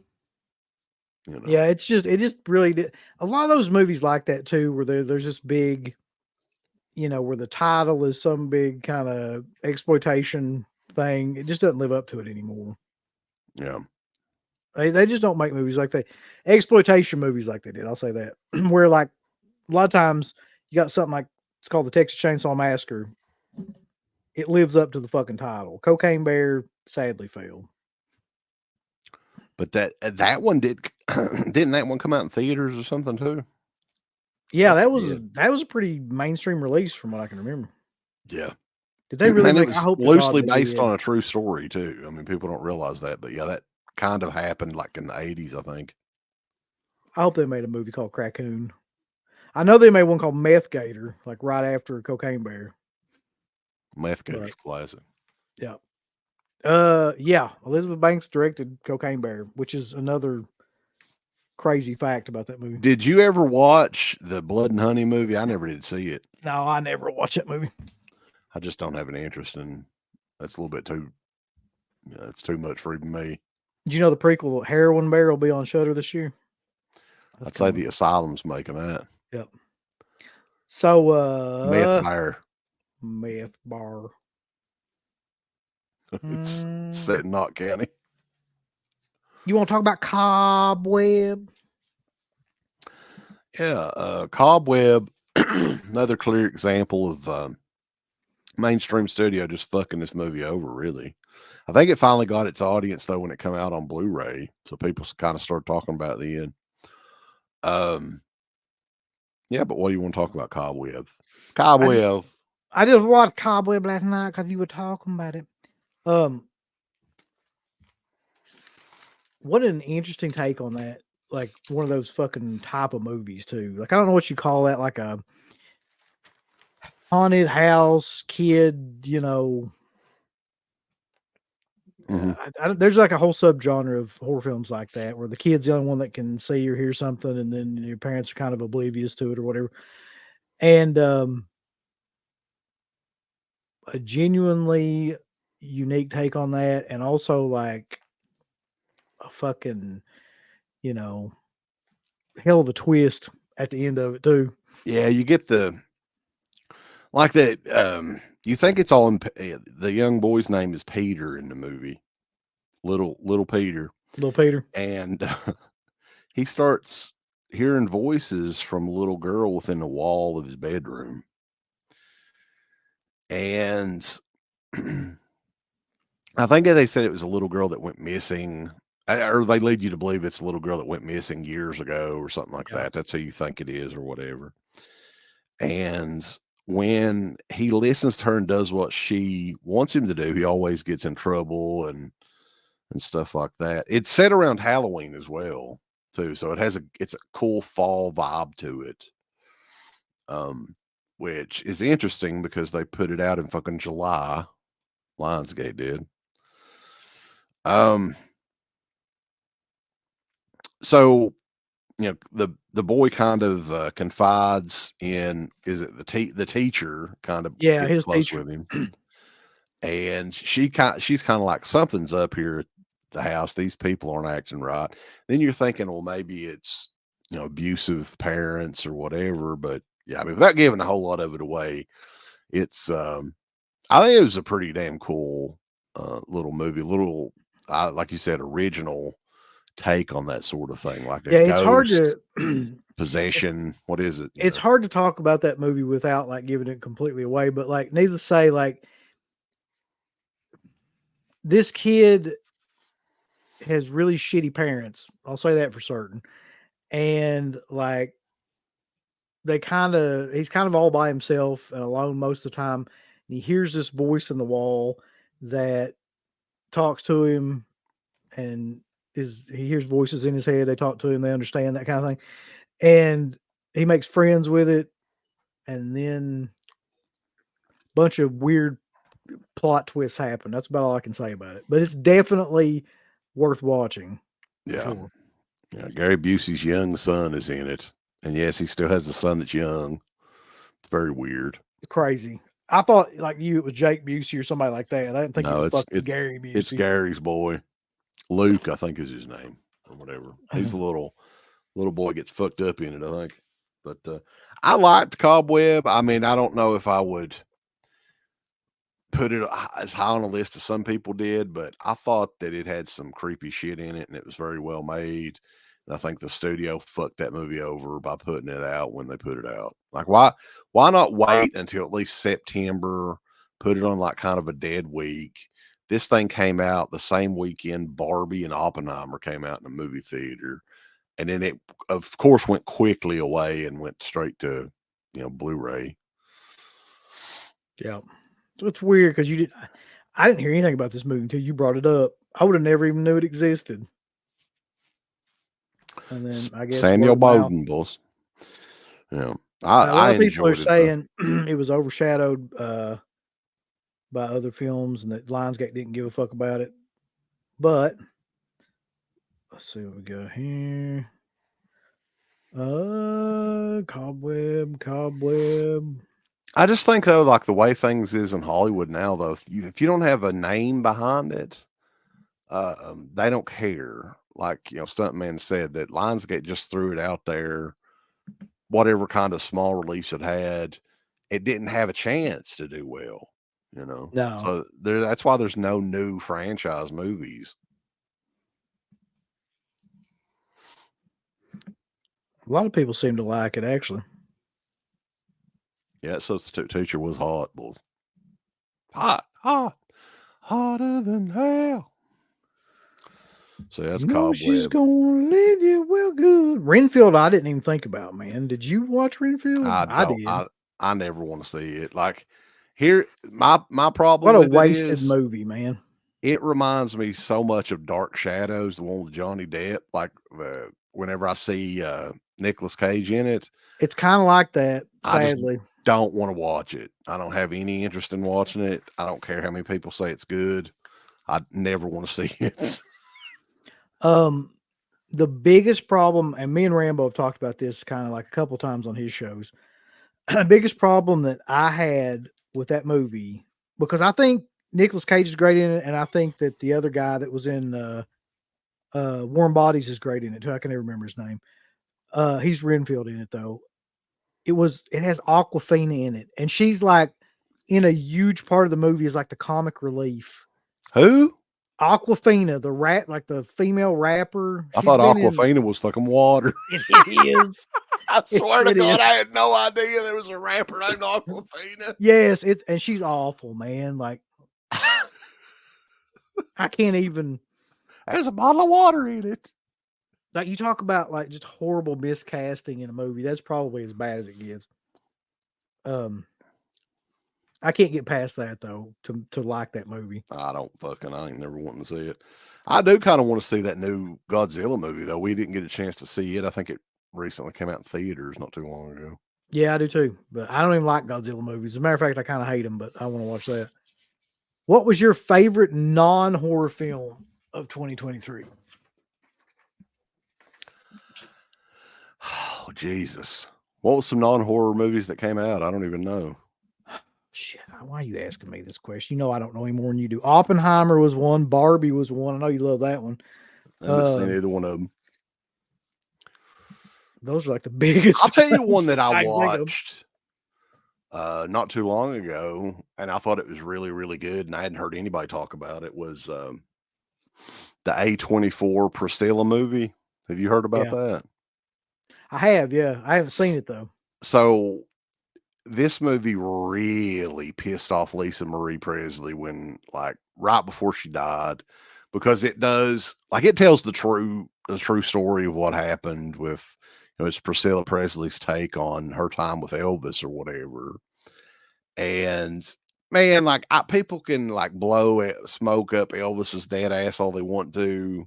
I don't have anything, I'm not a big fan of Elvis or anything, but that all that shit probably happened. I think it's a more accurate take on the story. Now, the Elvis movie that won all the awards and shit this past year, I couldn't get through it. I couldn't watch it. I thought I've never seen it, and I never will. I just don't care about movies like that. Yeah, but the Priscilla movie though.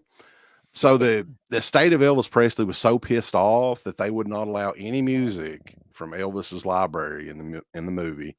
Sofia Coppola is the director, who did like Virgin Suicides and she's done a bunch of shit.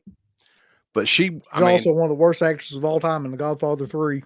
Yeah, well, her acting career didn't work too well, but Lisa Marie is who I was talking about. That I don't know what I said, but shortly before Lisa Marie passed away, she like banned all access to Elvis's library, said that when the movie came out that she was going to personally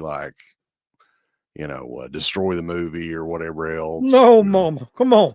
But it was basically the truth behind what happened with, Elvis he started dating Priscilla when she was like 14 or 15 years old. I mean, that ain't no fucking bullshit.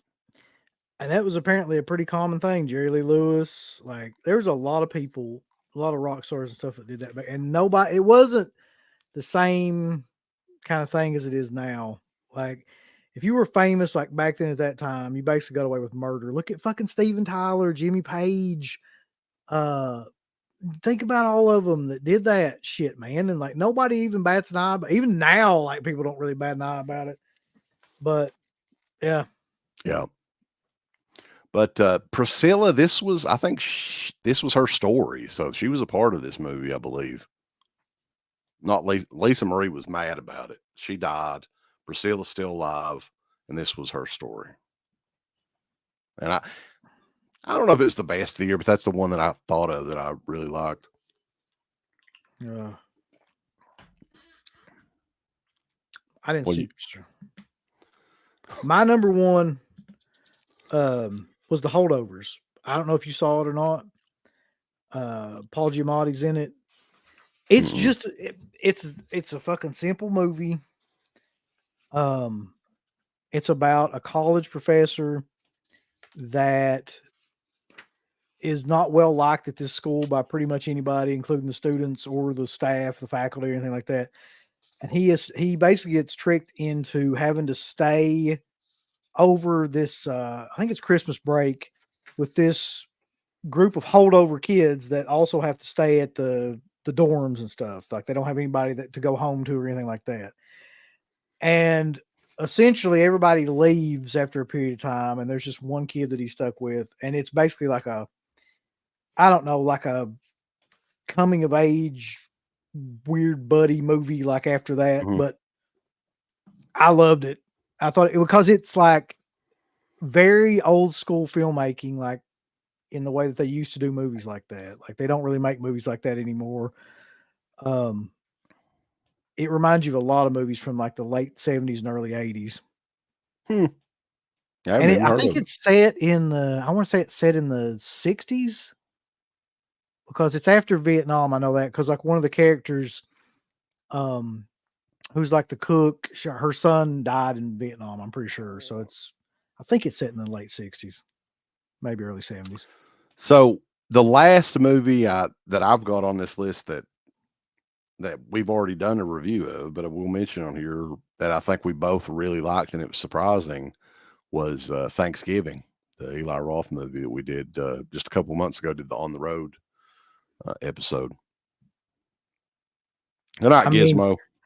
I mean, the more that I think about it though, man, and I rewatched this recently, like streaming, in a totally legal way. And the more I think about it and the more I watch this movie, the more that I think that it's as close to like a classic slasher film as you can get nowadays. Like there have been so many people that have tried to make like a classic 80s slasher film and it for some reason like it fails, but in this case, like of all people, Eli Roth fucking I mean, the 80s style slasher movie is very hard to fuck up. If anybody could have fucked it up, it would be either Eli Roth or Rob Zombie. So, Eli Roth, man, say what you want to, and we're not fans, but I think that he's improved as a filmmaker for sure over the last 10 years or so. We reviewed Knock Knock as well, which I enjoyed that too. But yeah, Thanksgiving, man, like it's easily the best movie that he ever made. Definitely could develop into a franchise. John Carver is the killer, is fucking great. They did enough. They did more than I thought they would. That was actually in that old school 2007 trailer that they included, updated version of in this movie. And I also love the fact that hardly anybody in the cast was that known, aside from maybe Patrick Dempsey, who I think with him being in it, without giving too much of it away, that kind of gives away the ending of the movie because he's the big star in the movie, really, right? yeah. I mean, I guess of anybody would To be me, it. that's what that says. But yeah, I mean, I liked it a lot, oddly enough, and we are not huge Eli Roth supporters. So No. It's funny that you mentioned this film, horror films, because I just watched this film today because everybody was talking about it. Sick. Have you seen it? No.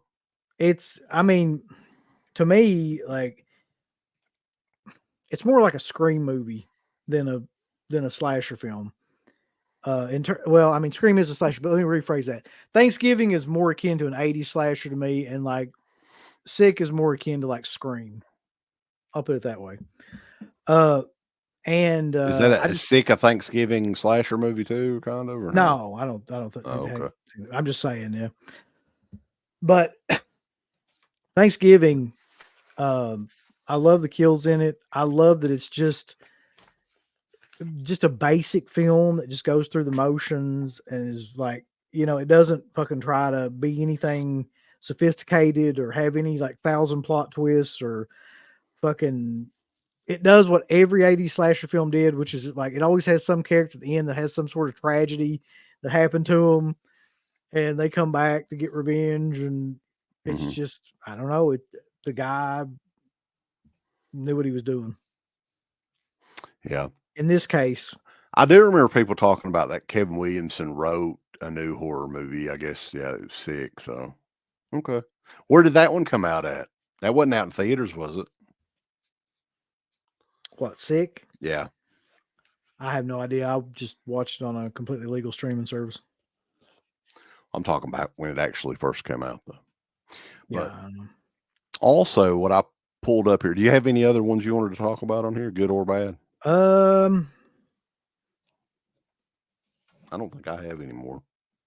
No, I mean, we've gone through like almost every one of them.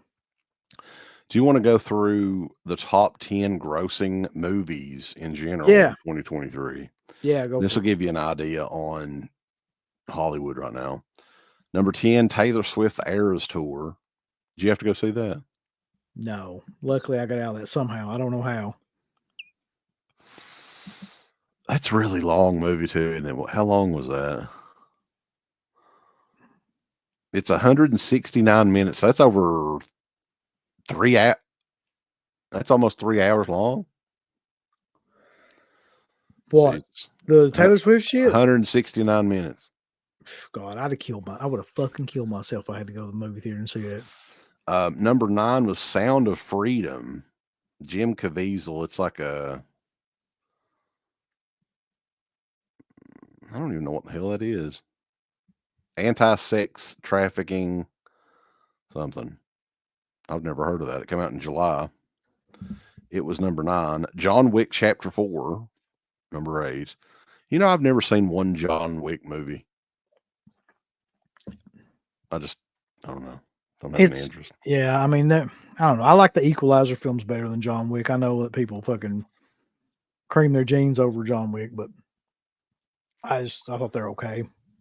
Number 7, Ant-Man and the Wasp Quantumania.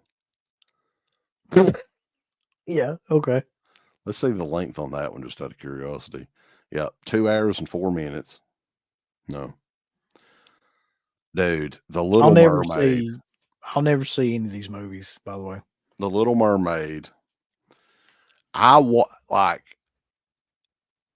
I'm not big on like the cartoon Disney movies. Like, to me, when I was a kid, and this is the truth, I didn't watch Disney movies that much. I really didn't. But this was a fucking joke, man. This was hilarious how shitty it was. Like, Disney's big thing now is remaking everything live action, right? Live action. So, of course, Little Mermaid would kind of work, Ariel or whatever, but all the little fucking fish and creatures and shit, they're like real life fluffer fish or whatever else, like talking. Hey, what are you doing? I'm under the ocean. So here. awful. So fucking terrible, man.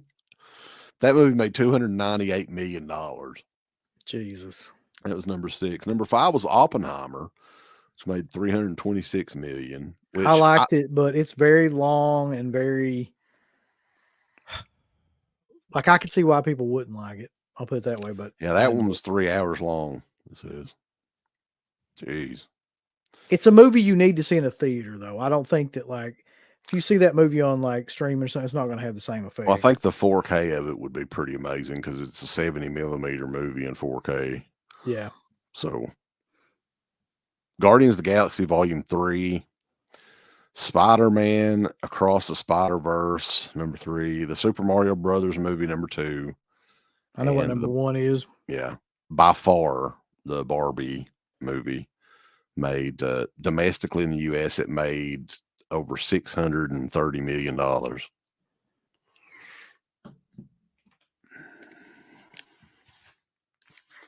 I really, I don't know. I don't know What to does say that about list that. tell me, though? Aside from that list of 10 movies, you've got Sound of Freedom sounds like a movie for, adults or older people. Yeah. John Wick, Oppenheimer, and that's it. The rest of it is like kids' The movies. rest of it's Marvel, Disney movies, Yeah. really. So that's kind of interesting.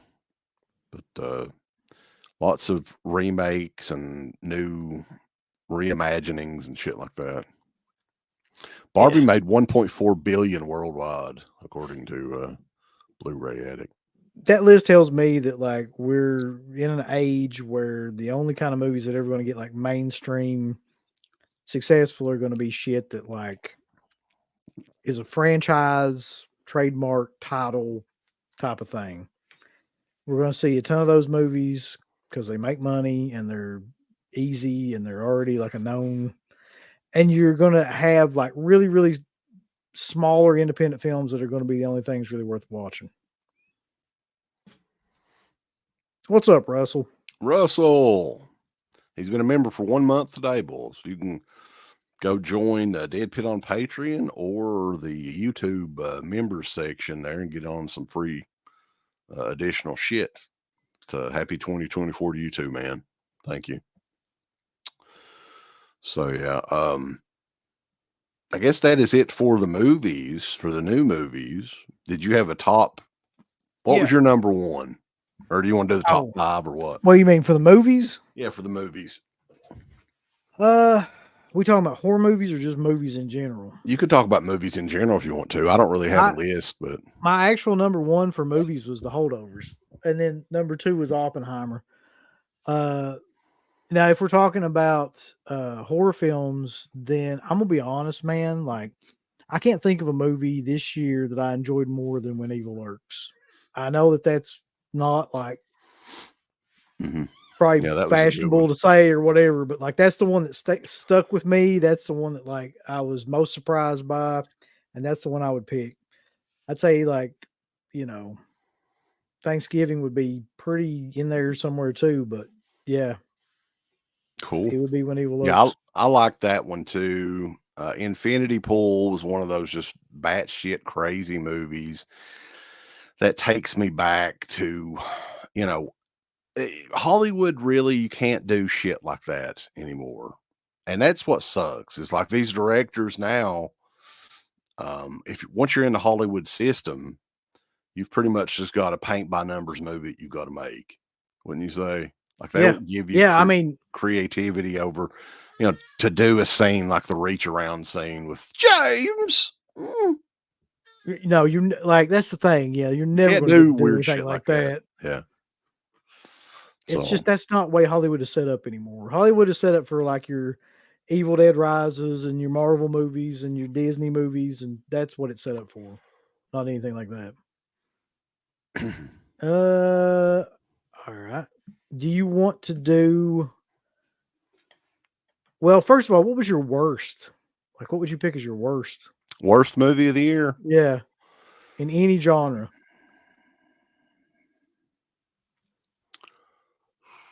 I would probably have to go with that Pet Sematary Bloodlines movie. Like, I think that was that's one that popped into my head immediately as the worst. Just there was no reason for that to exist at all. Nobody asked for that. I guess they had the rights to do another movie, and for some reason that's what they come up with. I have no idea. But I haven't seen a lot of like non-horror mainstream movies to say like something like that would be the worst, but I'd probably pick Believer, man. I think that just because of how much like I respect William Friedkin and how much like I love the original Exorcist, like, and a lot of his movies, like I think that's the worst. That's like an abomination. Yeah. So That being said, though, we've talked enough about that fucking movie. Do you want to look at some of these lists of shit that physical media companies put out? Sure, let's do it. We can try to decide what we think the best physical media company boutique label is of this year. Hold on 1 second. You going to share a screen or something? I'm going to share a screen here. Hold on. Yeah, baby. I'm so excited. I just can't hide it. Look here. We're going to look at this because this right here. This. Oh, I'm so excited. I can't we didn't hold make it, it baby. to 200 now. You just shit your pants for free. This aggravates me, but this is the way this list is set up. It's like gray almost. I don't know if you can even see it. I can kind of make it out. Hold on. What you have to do is you have to click on it. So I'll click on each title as we go through it. But like Vinegar Syndrome, well, fuck. Motherfucking shit. I didn't mean to do that. What? I clicked on the actual title. There's a way to get it to just, hold on. There we go. So like Flesh and Fantasy was the one of the first releases from January 2023. From Beyond.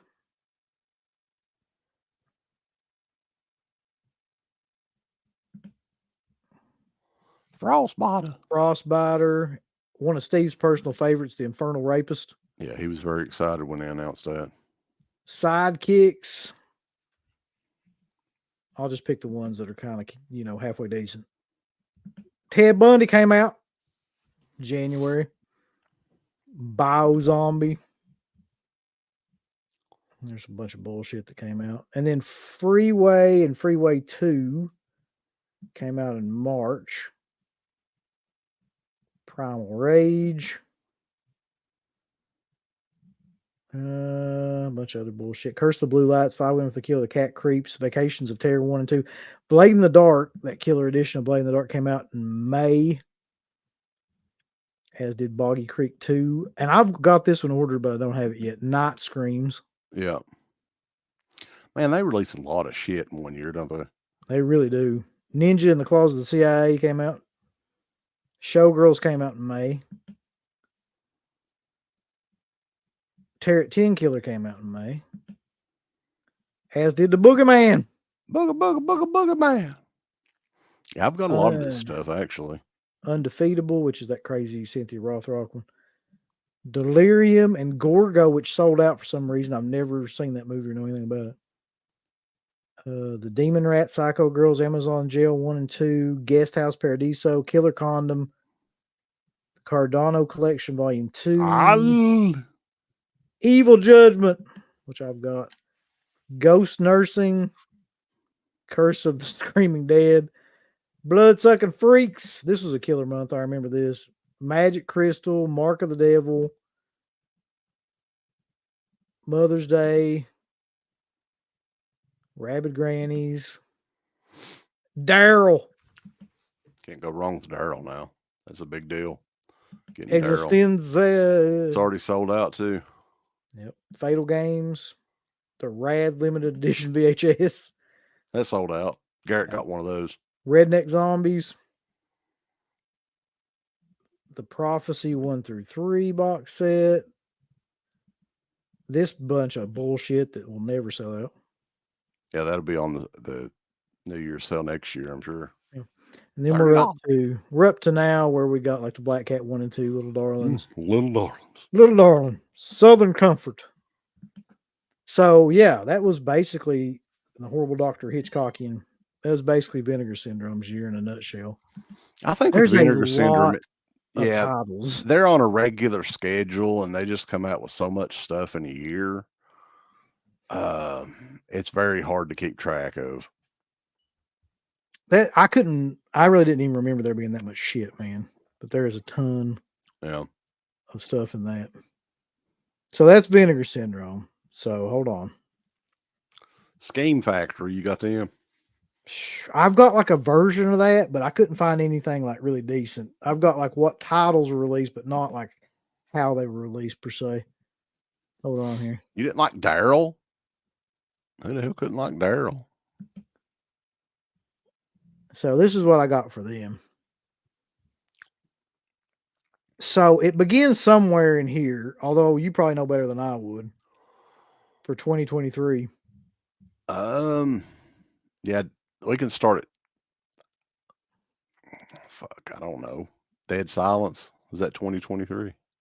Ah, fuck. I'd have to, like I said, like this is all I could find, so I'm not entirely sure. Essentially, like Scream Factory, what they did most of the year. I mean, they did have some stuff that had never come out. Like This the is the stuff that never came out, by the way. Like I don't have a list of the shit that they re-released. oh, okay. Yeah. So they did Creep Show 3. And on that. What's Yeah. funny is they only made 1,500 copies of that, and I think the last I've seen it still on sale. They haven't sold them out. They'll never sell out of that. No. So you got Creep Show 3, Abraxas, Upgrade, World War Z, Lords of the Deep, Little Nicky. Did get Bride and Chucky and Seed Chucky in here. That box set must be what they're. Cold of Chucky. Yeah. Anybody ever wanted that in 4K for whatever reason? I have no idea. My Demon Lover and the Pack, the Night of the Demons movies, Night of the Demons 2 and 3. Now Thinner's not out yet, I don't think. So No, Thinner's not released yet. Night of the Demons ones may be the only like the last ones that came out. And then they released Ring, didn't they? The That's Ring. not out yet, though. I don't think. Okay. I think that's So these must be yeah. ones Those that are are coming then. February, like January, February. So I wish that I could find a list of the fucking ones that they re-released on 4K because that'd be hilarious. But I couldn't find that. Yeah, they re-released a lot, like The I don't think Burning, anybody Creep cares. Show, Carrie, Return of the Living Dead. There's a lot. There's a lot. Yeah.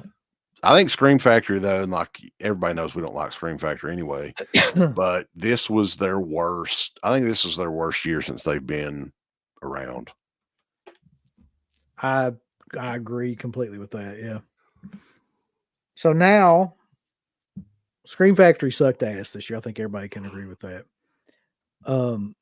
Let's look at what I think are the ones that are contenders for the best studio of the year. This one was easy to find.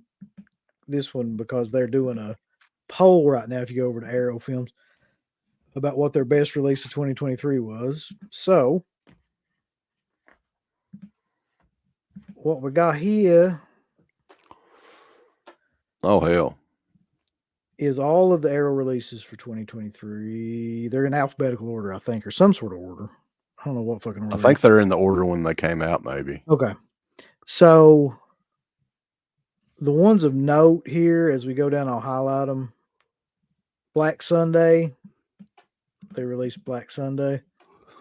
Oh, and is this the UK releases too, or just the US releases? I think this is Arrow Video, so I don't know. Naked Lunch. The goddamn Street Fighter trilogy has been released 5,000 times, but the Giallo Essentials, the Blue Edition. Right. Fear and Loathing. I'm waiting on the purple edition. Right. The Lighthouse, which I actually did pick that up. The Warriors 2. I don't know if that's the same. I think so. It's 2-disc edition, maybe. 2-disc edition, yeah. Yeah. That was a big one then for them. Then, yep. Enter the Video Store, The Empire Screams. That was another huge one. And I'm not even a big fan of the Empire Pictures movies, but that set is nuts. They've already got they sold out of the original set. Now they've got a smaller one that is available if anybody missed out on it. Mallrats 4K. This one's fucking killer. This is completely sold out though. The Bruce Lee Golden Harvest set, which Steve has. Son of a bitch. Yeah, that was another big. They're big on the sets this year. Yeah. I hear that's amazing. Pretty much everybody says that's amazing. The Weird Science one. Science 4K. That's another killer edition that they had out this year. The Last House on the Left, what was that? 2009? Yeah, that was the remake. Yeah. I still like that movie. The Ringu 4K. This one is supposed to be amazing too. The Blood and Black Lace. That one sold out. That limited edition one did. Yeah. Everybody that I've heard about that one said that transfer is amazing too. Funhouse. I didn't know they re-released it. Is that a different Funhouse? I'm not sure. Not sure Carlito's on that one. Way, and then you've got the Psycho Collection, 4K, Yep. House by the the Cemetery, limited Cemetery. edition 4K. It's insane how much shit they released. The Hellraiser, Hellraiser, Quartet of Torment, 4K. the Tremors set, which Yeah. the Aftershocks is really good. This is all of the Bruce Lee movies, like individual, right here. The Tremors one, Chucky collection. I forgot about the Chucky collection because nobody really bought it. And then Yeah. this is the Warriors, the one you're talking about. Yeah. So yeah, I'm going to go ahead and just change my mind. It has to be Arrow, man. Like there's no. Just the amount of releases and those big box sets and everything. They hit the ball out of the park on every one of these damn releases. So yeah, Arrow's insane. I think they can do more because in Europe, physical media is still pretty big. So that's why you're seeing, Second Sight and Arrow and stuff. They're doing a lot, here in the US because a lot of these companies are not selling stuff in Europe and the UK, in Europe and the US. So I don't know because they're just outdoing these companies. Yeah. 10 to 1, like Second Sight and Arrow is like these other companies can't keep up with them. It's just I didn't realize until like we were looking at this list, like how much shit that they actually released, man. I don't know. Like I'm gonna make it a little bit bigger than to begin with. But if you look at this, the Warriors, the Chucky collection, Tremors, all the Bruce Lee that was movies, Barbarella, the Shaw Brothers movies, the Hellraiser set, House by the Cemetery, the Psycho set, Carlito's Way, Blood and Black Lace, Ringu, Time Bandits, which is one that a lot of people like. The Last House on the Left, those the Bruce whole Lee box sets. set, Mallrats, Waterworld, Into the Video, the Game Trilogy, the Lighthouse, Last Starfighter, Fear and Loathing. It just goes on and on and on, man. And these are like on and on and on. It's heaven and hell. But like these are releases that people really wanted are in like huge, a lot of times like hard case kind of fucking releases too. Like these aren't just a lot of like Blu-rays and stuff. Yeah, like you're talking books. The big Hellraiser set had a hardback book with it. So these limited edition ones too, like, nobody. It's very Second Sight. It's always Second Sight and Arrow back and forth with me. But as far as just the amount of releases, Arrow, you just can't you can't go with anybody else. They've outdid. Kino does a great job as well. Kino has a ton of releases too. They're pretty consistent as well. Yeah. But I wanted to bring this last one up too because I knew we were gonna talk about that. Here it comes. And that is Second Sight. So here is a lot of their stuff's fucking out of print. And I don't know where it starts. Like they're not alphabetized by fucking say if you can sort by release date or something like that. Sort by newest to oldest or something like that. New to old. Yeah. Okay. All right. So Inside is not out yet. No. Neither is High Tension. So that's Ginger Snaps is out. So Mean Streets I didn't even know was like coming out. Chopper. Never heard of that one. It Follows is amazing. I would guarantee that's amazing. I haven't got that, but it is. Frontiers. May is amazing. The Shang-Lang. This is probably the release of the year. Yeah, Texas Chainsaw, big box. Yeah. Tangerine. Picnic at Hanging Rock, which has been sold out basically since it came out. Yeah. That's a very odd movie too, by the way. I just saw that when I got the standard 4K of that, but it's very weird. Boiling Point, Banquet, Frankenstein, and the Monster from Hell, The Mummy. I think those may have been last year or in 2022. I can't remember. Yeah, I don't think Second Sight releases a lot of stuff. Let's see if they've got a date on this anywhere. because Dog Dog Soldiers. Soldiers.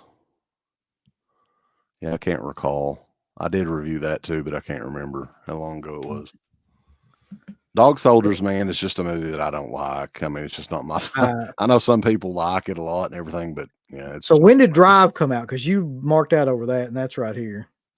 Was that 2022 or 2023? Man, I really can't remember. It may have been early 2023, possibly. Okay. But But the transfer on that is insane, by the way. Holy shit.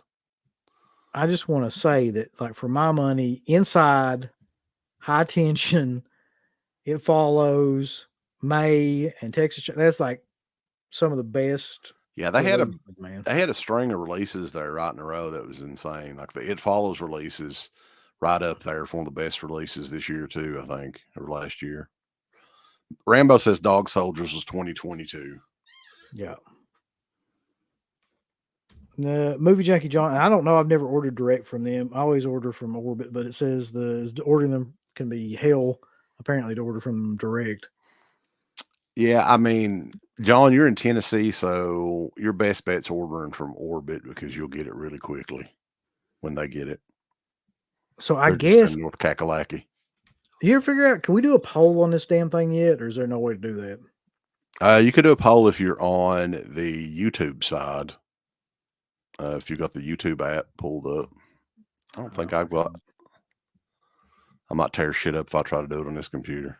Yeah, never mind. But let's have an informal like NWO poll, and somebody like you could just type in the chat like, what do you think the studio of the year was? From what you can pick any studio. You don't have to just pick these. I mean, there's all kinds of other great ones. Synapse. There's Vestron, which only released 3 titles, I think. There's Blue Underground released a Blue lot of Jess Underground. Franco shit. Yeah. A lot of people picking Dusty Rhodes picked Arrow, so you know Arrow's winning. Yeah, it's hard to that list earlier. I mean, it's hard to they're hard to beat, man. Vinegar Syndrome had some good releases too, no doubt. They did. I think with Vinegar Syndrome though, they kind of paint themselves into a corner because they've got to release this stuff on a regular basis each month, and it's got to be ready to go out the door, the subscribers and stuff. So, yeah. But yeah, I guess that like 10, it's like 10 arrows and then 1 Vinegar Syndrome. Yeah, I think that pretty much tells you like it's hard to beat Arrow, just the vast amount of releases and the attention to detail and everything. Yeah. So yeah, I didn't realize how much stuff and not just horror films, but just how much genre stuff they release is crazy for like all genres.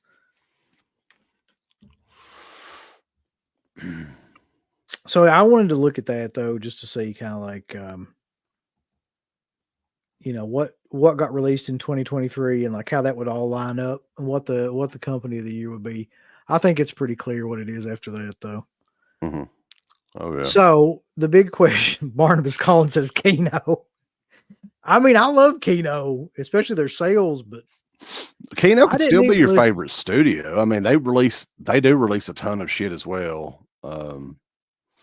Their stuff is confusing. They release so much stuff.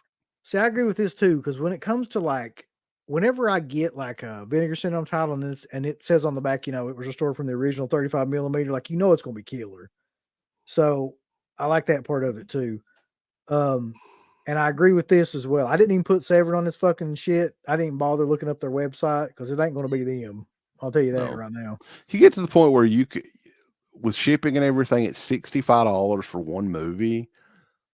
Buddy, fuck you. Like, I'm gonna pull out a page from Uncle Bill there. That's ridiculous. Like, I'm not even going to do it with a $10 off coupon. $10 off coupon, yeah. Yippee, it's $55. Fuck you. Wow. I mean, they're expensive as hell. People that run that place are fucking douchebags. Just everything about it. I just hate everything about it. But I will give them this.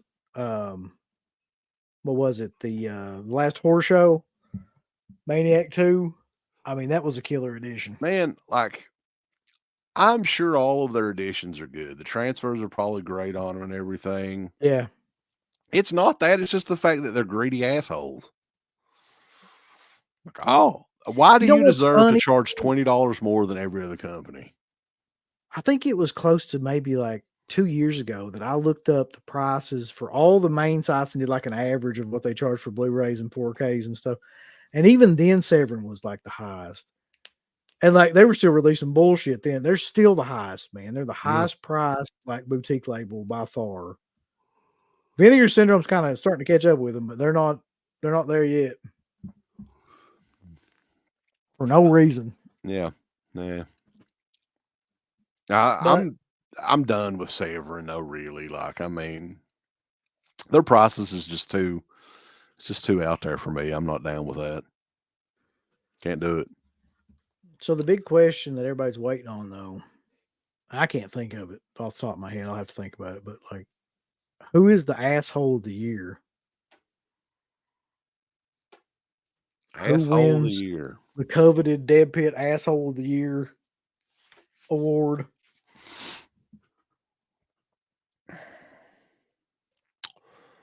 Well, I think of like all the big things that happened in the last year or so, it would probably have to be Tony Moran, wouldn't it? Really? Yeah, I mean, I didn't even think about that. That happened in this last year, that whole Tony Moran fiasco. I think, well, technically the podcast was like late 2022, but it all came out in 2023. So, I mean, that'd be my vote, Tony Moran, asshole of the year. It's like a close race between him and David Gregory. Well, David Yeah. Gregory would be a two-time then, wouldn't he? He was asshole of the year last year, I think, But wasn't yeah, it's coming. I mean, it never ends. he? So we could have two assholes this year, Tony Moran and David Gregory. How about that? David Gregory continues to come for your money, and Tony Moran continues to come for your, I don't know, booze, drugs, whatever. Yeah. Yeah. Your aunt. Your Come for aunt. your aunt. Oh gosh. But yeah, I mean, I guess that is it. We appreciate God bless. We still have 161 people tuning in, watching us at like what is it, almost 12:30. So Yeah, baby. it's 12:26, baby. So we appreciate everybody tuning in and everything, and we will be back live tomorrow around noon for the final day of the Vinegar Syndrome show. Uncle Bill, the Vinegar Syndrome subscriber week. We're going to be back Vinegar Syndrome style, baby, just right here. Woo! How you like that? And 4K day is tomorrow. Hopefully they'll have. I'm hoping Sidekicks will be on there. It won't be, but I wish to God it was. That'd be awesome. But Jason Guy is in here, man. If you've commented before, I've missed him. But yeah, I mean, we appreciate everybody tuning in and everything. I guess the next one, I think on Thursday, we're finally going to do the season one, part 2 of Masters of Horror. That's long awaited, much anticipated. But talking about, I think, 6 or 7 episodes of Masters of Horror on there with Garrett. I mean, I like doing those shows because I like going back and watching stuff that like we haven't seen in 15 years. And Yeah. that was a pretty interesting show too. Yeah. I definitely didn't remember Dear Woman. I watched it again. I didn't really remember it at all. That's the John Landis one that's not good. There's 2 John Landis ones in that series. Yeah. Yeah. It's got Brian being in it from Dream On. You remember on HBO? I watched Dream On all the time when I was a kid. I did sadly. too. Because it always had nudity and shit in it. That's why I watched it. Yep. But we appreciate everybody tuning in and everything. I guess we'll catch you guys tomorrow for the Vinegar Syndrome show. Anything else you want to mention on here? No. Nothing I can think of. I talked to you about this, but there's going to be a new series of shows coming up that I need guest hosts for. And I mean, I'll put it to you this way, not to give like anything away or anything, but like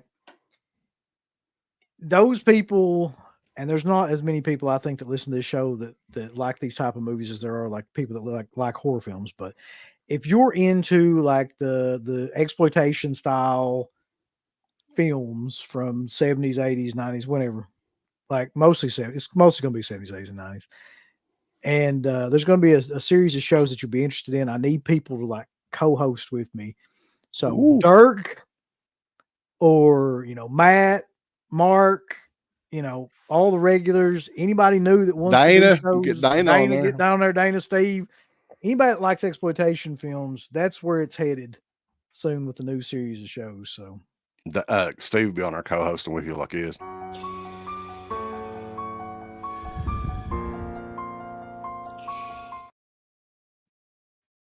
Well, to give you like Rambo's asking like what kind of exploitation. To give you an idea, here's what my thought was for the first show. I was wanting to do Death Wish, Vigilante, and Death Sentence, like kind of to represent like different eras of that type of movie. So that's kind of the way that I'm going to go with it. So there'll be different styles of exploitation, but like that'll be the first show. Cool. Exploitation Nation, boss. That's right, boss. All right, man. But we will catch you guys tomorrow over at deadpit.com. Give us a thumbs up. Up you butt. Like, subscribe. And if you subscribe, here's something else you can do. Once you subscribe, you can click the bell notification, right? And it'll notify you anytime that Dead Pit puts up new shit. Or don't. I really don't give a fuck. I want you to. I want you to. I don't care. Let's keep our community growing here on YouTube. I don't like it. I don't want you to do nothing. Listen, they need to do that. No, don't you dare touch it. Thumbs up. Subscribe. And click that bell.